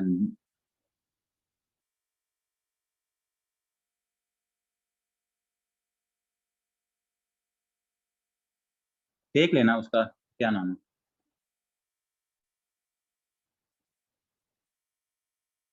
शारी बलोच, उसका नाम है शारी बलोच। ठीक है? शारी बलोच, जिसने अटैक किया था उसका नाम है शारी बलोच, SHARI शारी बलोच, उस फीमेल का नाम, ठीक है? और आंग सान सूची जौन-सी है, इनका म्यांमार से ताल्लुक है, इनको 5 साल की क्या है? जेल की सज़ा दी गई। इनको 5 साल की जेल की सज़ा दी गई है आंग सान सूची साहिबा को। उसके बाद अगर हम बात करें, तो श्रीलंका में आपको पता है इकोनॉमी का क्राइसिस चल रहा है, ठीक है? इकोनॉमी का क्राइसिस चल रहा है। तो श्रीलंका ने अभी क्या किया है, उन्होंने गोल्डन वीज़ाज़ की गोल्डन वीज़ा जौन-से हैं वो किए हैं। तो ये पूछा जा सकता है कि रिसेंटली गोल्डन वीज़ा जौन-सी है, ये किसने की है सर्विस, ये क्या कहते हैं, ये ऑफ़र किसने स्टार्ट किया? तो ये श्रीलंका ने की है। वहाँ इकोनॉमी का मसला चल रहा है, तो उन्होंने क्या कहा है, उनको डॉलर्स चाहिए, तो उन्होंने गोल्डन वीज़ाज़ के अंदर क्या कहा है कि कोई भी बंदा जो कि हमें $1,00,000 जौन-से हैं, वो हमारे बैंकों के अंदर डिपॉज़िट करवाएगा $1,00,000, तो हम उसको क्या करेंगे, हम उसको जौन-सा है क्या कहते हैं, श्रीलंका के अंदर रहने की और वर्क करने की इजाज़त दे देंगे। ये क्या है? ये गोल्डन वीज़ा की पॉलिसी है। गोल्डन वीजा पॉलिसी किसने जारी की है? श्रीलंका ने। और उसमें क्या है कि अगर कोई भी बंदा $1 लाख हमारे बैंकों में डिपॉजिट करवाता है तो श्रीलंका के अंदर काम भी कर सकता है और यहाँ क्या है, रिहाइश वगैरह भी इख्तियार कर सकता है। तो ये गोल्डन वीजा की पॉलिसी जो सी है, ये श्रीलंका ने अभी रिसेंटली अडॉप्ट की है, क्योंकि वहाँ इकोनॉमी का मसला है और उनके अंदर, मुल्क के अंदर डॉलर्स की जो सी है वो कमी हो गई। होते हैं ना, अगर किसी ने इंडस्ट्री लगानी है, उसे सिर्फ ज़मीन चाहिए, ठीक है? उसको सिर्फ ज़मीन चाहिए, तो वो ऐसे ही आप मोस्टली आप देखोगे ना, आपको इंडस्ट्रीज़ जो-सी इसी तरह मुल्कों में मिलती हैं, जहाँ ज़मीन या इस तरह की इंसेंटिव्स मिलें, जिसको हमें कहते हैं ईज़ ऑफ डूइंग बिज़नेस, ठीक है? ईज़ ऑफ डूइंग बिज़नेस, वो इसी तरह होता है कि आप कहाँ कारोबार करने के जो-से हैं, वो मौके अच्छे दे सकते हैं, इसीलिए। अच्छा जी, उसके बाद जो-सा है, अगर हम देखें आगे चलें, तो 28 अप्रैल की डेट 2 हवालों से याद रख लें। 28 अप्रैल 2022, ठीक है? 28 अप्रैल 2022। एक तो शहबाज शरीफ साहब सऊदी अरेबिया गए। Shehbaz Sharif in kingdom of Saudi Arabia, 3 दिन का दौरा था इनका, 3 दिन का दौरा था, 3 डेज़, 28 अप्रैल को गए, ठीक है? और 28 अप्रैल को ही एक और क्या है, Erdogan Erdogan in Saudi Arabia, वो भी इसी दिन सऊदी अरेबिया गए। कितने सालों के बाद गए? लास्ट टाइम सऊदी अरेबिया जो-सा एर्दोआन साहब गए थे अगर, तो वो 2017 के अंदर गए थे। ठीक हो गया? ईद एर्दोआन साहब जो उनसे last time kingdom of Saudi Arabia कब गए थे? 2017 में गए थे। कब गए थे? 2017 के अंदर गए थे। और याद रखो, उसके बाद जो-सा है, ये 5 सालों बाद एर्दोआन साहब सऊदी अरेबिया गए हैं। और उसमें जाने की वजह क्या थी? ना जाने की वजह ये थी कि 2018 के अंदर एक जर्नलिस्ट था सऊदी अरेबिया का, उसका क्या नाम था? उसका नाम था कशोगी। उसका क्या नाम था? कशोगी। कशोगी साहब को मर्डर कर दिया गया। और उनको मर्डर कहाँ किया गया? उनको मर्डर किया गया टर्की के अंदर। टर्की का जो कॉन्सुलेट है सऊदी अरेबिया का, उसके अंदर उनको ले जाकर और उनको काट दिया गया, उनको मार दिया गया। ठीक हो गया? जमाल खशोगी साहब, इनका पूरा नाम क्या था? जमाल खशोगी। और इनका बड़ा सवाल भी पूछा गया। वॉल स्ट्रीट जर्नल जो-सा है वहाँ उसके अंदर ये जो-सा है, सॉरी, वॉल स्ट्रीट जर्नल कह रहा हूँ, वाशिंगटन पोस्ट जो-सा है, वाशिंगटन पोस्ट, उसके अंदर ये कॉलम लिखते थे जमाल खशोगी साहब, और इनका ताल्लुक सऊदी अरेबिया से था। इनको मारा कहाँ गया? 2018 के अंदर टर्की के अंदर इनको मारा गया। और ये एक जर्नलिस्ट थे। ये बाय प्रोफेशन क्या थे? एक जर्नलिस्ट थे। उसके बाद सऊदी अरेबिया के और जो टर्की है, उनके आपस में जो क्या कहते हैं, ताल्लुकात थे, वो खराब हो गए। और उसके बाद ये पहली दफ़ा जो-सा ये विज़िट हुआ है। तो ये इम्पोर्टेंट है, ये आप लोगों से पूछा जा सकता है। उसके बाद अगर हम बात करें, तो हमारे पास सिर्फ़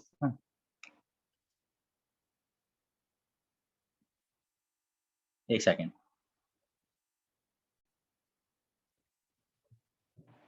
अच्छा जी, तैयब अर्दोआन की बात कर रहे थे। तैयब अर्दोआन साहब जो-से हैं, टर्की के सदर हैं, और ये जो-से हैं, ये भी 28 अप्रैल को सऊदी अरेबिया गए।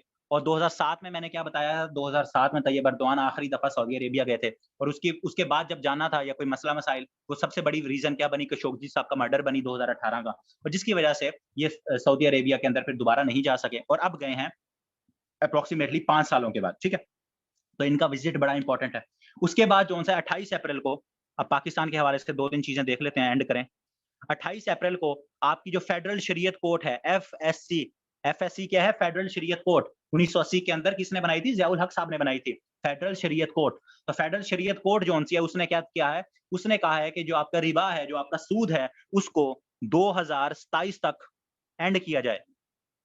एंड किया जाए किसको? आपका रिबा, इंटरेस्ट, जिसे सूद कहा जाता है, रिबा, ठीक है? सूद को उसने क्या कहा है कि गैर इस्लामी है। और इस सूद को 2027, मतलब कितना? 5 साल का टाइम दिया है उसने हुकूमत को कि 5 साल के अंदर, अभी 2022 है, पर 2027 तक ये रिबा जो सूद है, इसको खत्म किया जाए, ठीक है? और ये किसने दिया है? फेडरल शरीयत कोर्ट ने। और फेडरल शरीयत कोर्ट का हम देख चुके हैं, इनके चीफ जस्टिस का क्या नाम है जी? क्या नाम है? नूर मिसानजई, ठीक है? मेस्कानजई, सॉरी, मेस्कानजई, नूर मेस्कानजई, MESKANZAI, मेस्कानजई। तो ये सारी चीज़ें हम जो-सी हैं पहले देख चुके हैं, तो आपकी रिवाइज़ हो जाएँगी कि बनी कब थी? 1980 में बनी, ज़िया साहब के दौर के अंदर। और इसके जो अभी करंट चीफ जस्टिस हैं फेडरल शरीयत कोर्ट के, उनका क्या नाम है? नूर मेस्कानजई, मेस्कानजई, ठीक है? इन्होंने ये फैसला दिया है। उसके बाद एक चीज याद रख लें, तलहा तालिब के बारे में बताना था। ये जो पाकिस्तान में जब ये टोक्यो ओलंपिक्स के अंदर जो पाकिस्तान के वेट लिफ्टर थे, जो मेडल जीते-जीते रह गए थे, उनको क्या किया गया है? उनको बैन कर दिया गया है। उनको बैन कर दिया गया है डोपिंग के लिए। तलहा तालिब, तलहा तालिब। अब तलहा तालिब साहब को बैन किस वजह से किया गया है? डोपिंग के लिए। बैंड सॉरी बैन नहीं किया गया, बैन अभी नहीं किया गया, सस्पेंड किया गया है, सॉरी सस्पेंड किया गया है इनका डोपिंग। डोपिंग क्या होता है? एंटी डोपिंग होती है कि आपको कोई दवाइयाँ हैं, कोई प्रोटीन्स वो क्या कहते हैं, कुछ इस तरह की दवाइयाँ होती हैं, ड्रग्स होती हैं जिनसे मना किया जाता है कि आप ये एज़ अ एथलीट ये चीज़ें नहीं ले सकते। ममनुआ अद्वियात, डोपिंग क्या है? ममनुआ अद्वियात का जब इस्तेमाल करते हैं, फिर टेस्ट के अंदर वो अद्वियात आ जाती हैं, तो उसमें क्या है, फिर आपको सस्पेंड कर दिया जाता है कि आपने इल्लीगल ये काम किया है। तो तलहा तालिब साहब जो उनसे इनको क्या किया गया है, इनके साथ 6 और रेसलर नहीं, वेट लिफ्टर हैं 6 और, उन सबको क्या किया गया है? इनको सस्पेंड किया गया है डोपिंग की वजह से। और पूरी जो रशिया की मुल्क है, उसको भी डोपिंग की वजह से क्या किया गया है? सस्पेंड किया जा चुका है। ये अभी जो ओलंपिक्स हुए थे उसके अंदर रशिया जो-सा है वो क्या था? उसको शामिल नहीं था और ये सवाल पूछा भी गया था कि कौन-सा मुल्क है जिसको बैन किया गया है डोपिंग की वजह से रिसेंटली, तो वो रशिया था, जिसके सारे एथलीट्स को, पूरे मुल्क के एथलीट्स को बैन किया गया था कि वो क्या है क्या कहते हैं वो उनका डोपिंग का जो टेस्ट है वो आ गया था। और यहाँ रशिया के हवाले से एक छोटी-सी चीज़ मुझे याद आ गई। रशिया प्लस बेलारस, इन दोनों को क्या किया गया है? इनको बैन किया गया है या स्टॉप रोक दिया गया है इनको, बैन या स्टॉप जो भी वर्ड यूज़ करना चाहें, कहाँ से? विंबलडन। विंबलडन से, विंबलडन क्या है? टेनिस का टूर्नामेंट है, टेनिस का। वहाँ से रशिया और बेलारूस के जो खिलाड़ी हैं, उनको शिरकत करने से रोक दिया गया है। विंबलडन जो-सा है आपका, जो कि ग्रैंड स्लैम चैंपियनशिप के अंदर आता है, तो विंबलडन के अंदर रशिया और बेलारूस सिर्फ़ किस वजह से? यूक्रेन की जंग की वजह से, उनके खिलाड़ी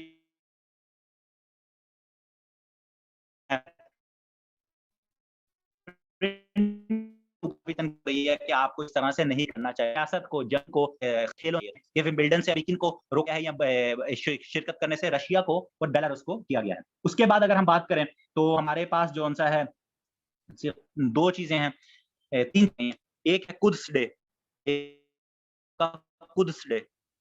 आपने देखा होगा फ़लस्तीन पर जो-सा है क्या कहते हैं जो मस्जिद-ए-अक्सा है, वहाँ जो-से मसले-मसाइल रहे, फिर इसराइल की फ़ोर्स आई, उन्होंने वहाँ मसले-मसाइल किए। तो कुद्स डे के बारे में याद रखिएगा, कुद्स डे क्या मनाया जाता है? Last Friday of Ramzan. हर रमज़ान का जो आखिरी, जिसे हम क्या कहते हैं? जुम्मतुल विदा। लास्ट फ्राइडे ऑफ रमज़ान को हम क्या कहते हैं? जुम्मतुल विदा। उस जुम्मतुल विदा को क्या मनाया जाता है? Quds day. कुद्स क्या? वही मस्जिद अल-अक्सा के हवाले से, बैतुल मुक़द्दस के हवाले से कुद्स डे मनाया जाता है हर रमज़ान का आखिरी हफ्ता। और ये मनाना किसने शुरू किया था? 1979 में पहली दफ़ा मनाया गया था बाय ईरान। और ये कुद्स डे ज़्यादातर मनाया भी कहाँ जाता है? ईरान के अंदर मनाया जाता है। तो ये भी आप लोगों ने याद रखना है कि कुद्स डे है क्या? किसने शुरू किया था? ईरान ने शुरू किया था 1979 के अंदर, और ज़्यादातर ईरान के अंदर ही मनाया जाता है। लास्ट फ्राइडे ऑफ रमज़ान को कुद्स डे होता है। उसके बाद सिर्फ़ हमारे पास 2 चीज़ें, उसमें एक क्या है? आपके पास जो-सा 30 अप्रैल, अब ये 30 अप्रैल है, आपका मंथ खत्म हो रहा है, 30 अप्रैल। एक तो 30 अप्रैल को, चलो ये लिख लो, फिर हमज़ा शहबाज़ को एंड में करते हैं। 30 अप्रैल को 2 सियारे आपके, जो आपके क्या कहते हैं प्लैनेट्स हैं, उनका नाम है जुपिटर और वेनस। जुपिटर प्लस वीनस, ये दोनों बिल्कुल करीब आ गए थे। बिल्कुल ऐसे लाइन में, और सुबह अगर आप उठते उस दिन सहरी के टाइम और आपके पास टेलीस्कोप होती और आप 5:30 बजे नज़ारा करते, इतना प्यारा नज़ारा था। आपको टेलीस्कोप के साथ जुपिटर और वेनस बिल्कुल ऐसे जोन-से हैं, लाइन में नज़र आ रहे थे। इसकी बड़ी प्यारी-प्यारी तस्वीरें आपको गूगल करेंगे मिल भी जाएँगी। तो 30 अप्रैल को जुपिटर और वेनस, पूछा जा सकता है कि कौन से सितारे हैं जो रिसेंटली बिल्कुल एक-दूसरे के क्योंकि मूव करते हुए ये इतने करीब आ गए थे। तो ये क्या है? बड़ा प्यारा इनका वो था एक, तो ये क्या है? 30 अप्रैल 2022 को। और नेक्स्ट अब कौन-सा है आपको, अगर आपने ये मिस किया है, तो अब ये 2039 2039 के अंदर नेक्स्ट आपको ये मौका मिलेगा कि आप इन दोनों सितारों को देख सकें इस तरह इकट्ठे। 2039 के अंदर ये दोबारा अब क्या होंगे? इकट्ठे होंगे। ठीक है? तो ये कौन-सा है, ये भी एक चीज़ 30 अप्रैल के में इवेंट हुआ था, तो ये आपने याद रखनी है। अब लास्ट चीज़ 30 अप्रैल को, कल मैंने हल्की-सी बता दी थी, लेकिन आज दोबारा लिख लें। 30 अप्रैल को क्या हुआ था? हमज़ा शहबाज़ जो-से हैं वो, Hamza Shahbaz, Hamza Shahbaz, Hamza Shahbaz 30 sorry 21st chief minister of Punjab का उन्होंने क्या लिया, ओथ लिया, ओथ हल्फ लिया। हमजा शहबाज ने हल्फ लिया 21 में चीफ मिनिस्टर ऑफ पंजाब का, और उनसे हल्फ किसने लिया? उनसे हल्फ लिया राजा परवेज अशरफ ने, जो कि स्पीकर हैं। राजा परवेज अशरफ कौन है? स्पीकर ऑफ नेशनल असेंबली हैं। उन्होंने इनसे हल्फ लिया।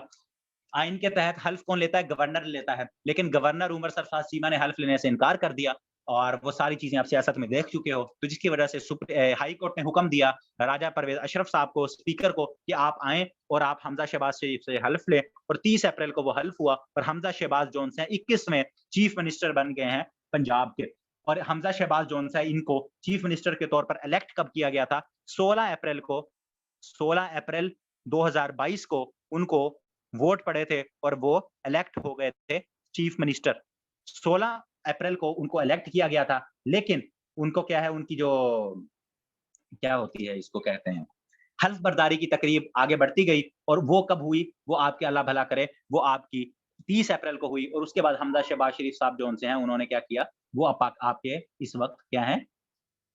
चीफ मिनिस्टर हैं हमजा शहबाज शरीफ। और इनको जितने वोट पड़े थे, वो वोट देख रहे हैं मेरे ख्याल में 196 इन्होंने हमजा शहबाज शरीफ को 196 जो उनसे वो वोट पड़े थे।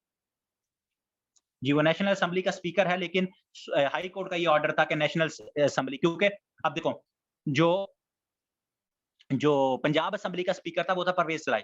तो परवेज इलाही तो कैंडिडेट था, वो तो हल्फ नहीं ले सकता था, ठीक है? और उसके बाद जो उनसा है, अगर वो स्पीकर अवेलेबल ना हो, तो उसके बाद आइन में क्या है, कुछ भी नहीं लिखा हुआ था। तो फिर एट द एंड जो उनसा है, आइन की तशरीह कौन करता है? वो हाई कोर्ट करती है। जो आपकी कोर्ट्स हैं या सुप्रीम कोर्ट है, वो आइन की तशरीह करती है। तो उन्होंने क्या कहा? उन्होंने कहा कि जो नेशनल असेंबली का स्पीकर है, वो आके हल्फ लेगा। तो ये हाई कोर्ट का फैसला था, जिसकी वजह से 190, इसको देख लेना 194 है, या मैं चले 1 सेकंड कंफर्म कर देता हूँ, मुझे 1 सेकंड दो।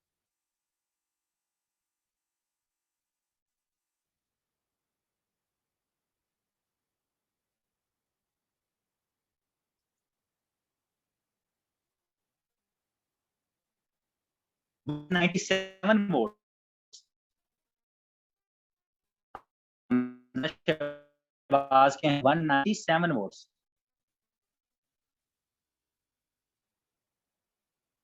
हमजा शहबाज को पड़े हैं, मैं लिख देता हूँ यहाँ। हमजा शहबाज को इलेक्ट किया गया 16 अप्रैल को, और तब उनको 197 वोट्स पड़े हमजा शहबाज को, 197 वोट्स। हमजा शहबाज को 16 अप्रैल को कौमी असेंबली के अंदर पंजाब असेंबली के अंदर इलेक्ट किया गया, और इलेक्ट करने के बाद क्या होता है, फिर आपने हल्फ उठाना होता है। तो 16 अप्रैल को उनको 197 वोट्स के साथ एमपीएस ने मेंबर्स ऑफ प्रोविंशियल असेंबली ने उन्होंने इलेक्ट किया, और 30 अप्रैल को उन्होंने क्या है, हल्फ उठा लिया as a 21st chief minister of Pakistan. ठीक हो गया? यहां तक आपके जो अप्रैल के जो करंट अफेयर्स थे, वो हमारे पास जोन से हैं, वो कंप्लीट हो गए, और 2 दिन तो लगे, काफी लेंथी थे, लेकिन अल्हम्दुलिल्लाह ये कंप्लीट हो गए। अब यहाँ तक किसी का कोई सवाल जवाब है तो वो मुझे बता दो, बाकी वरना जोन सा है आपकी चीजें क्लियर हो गई।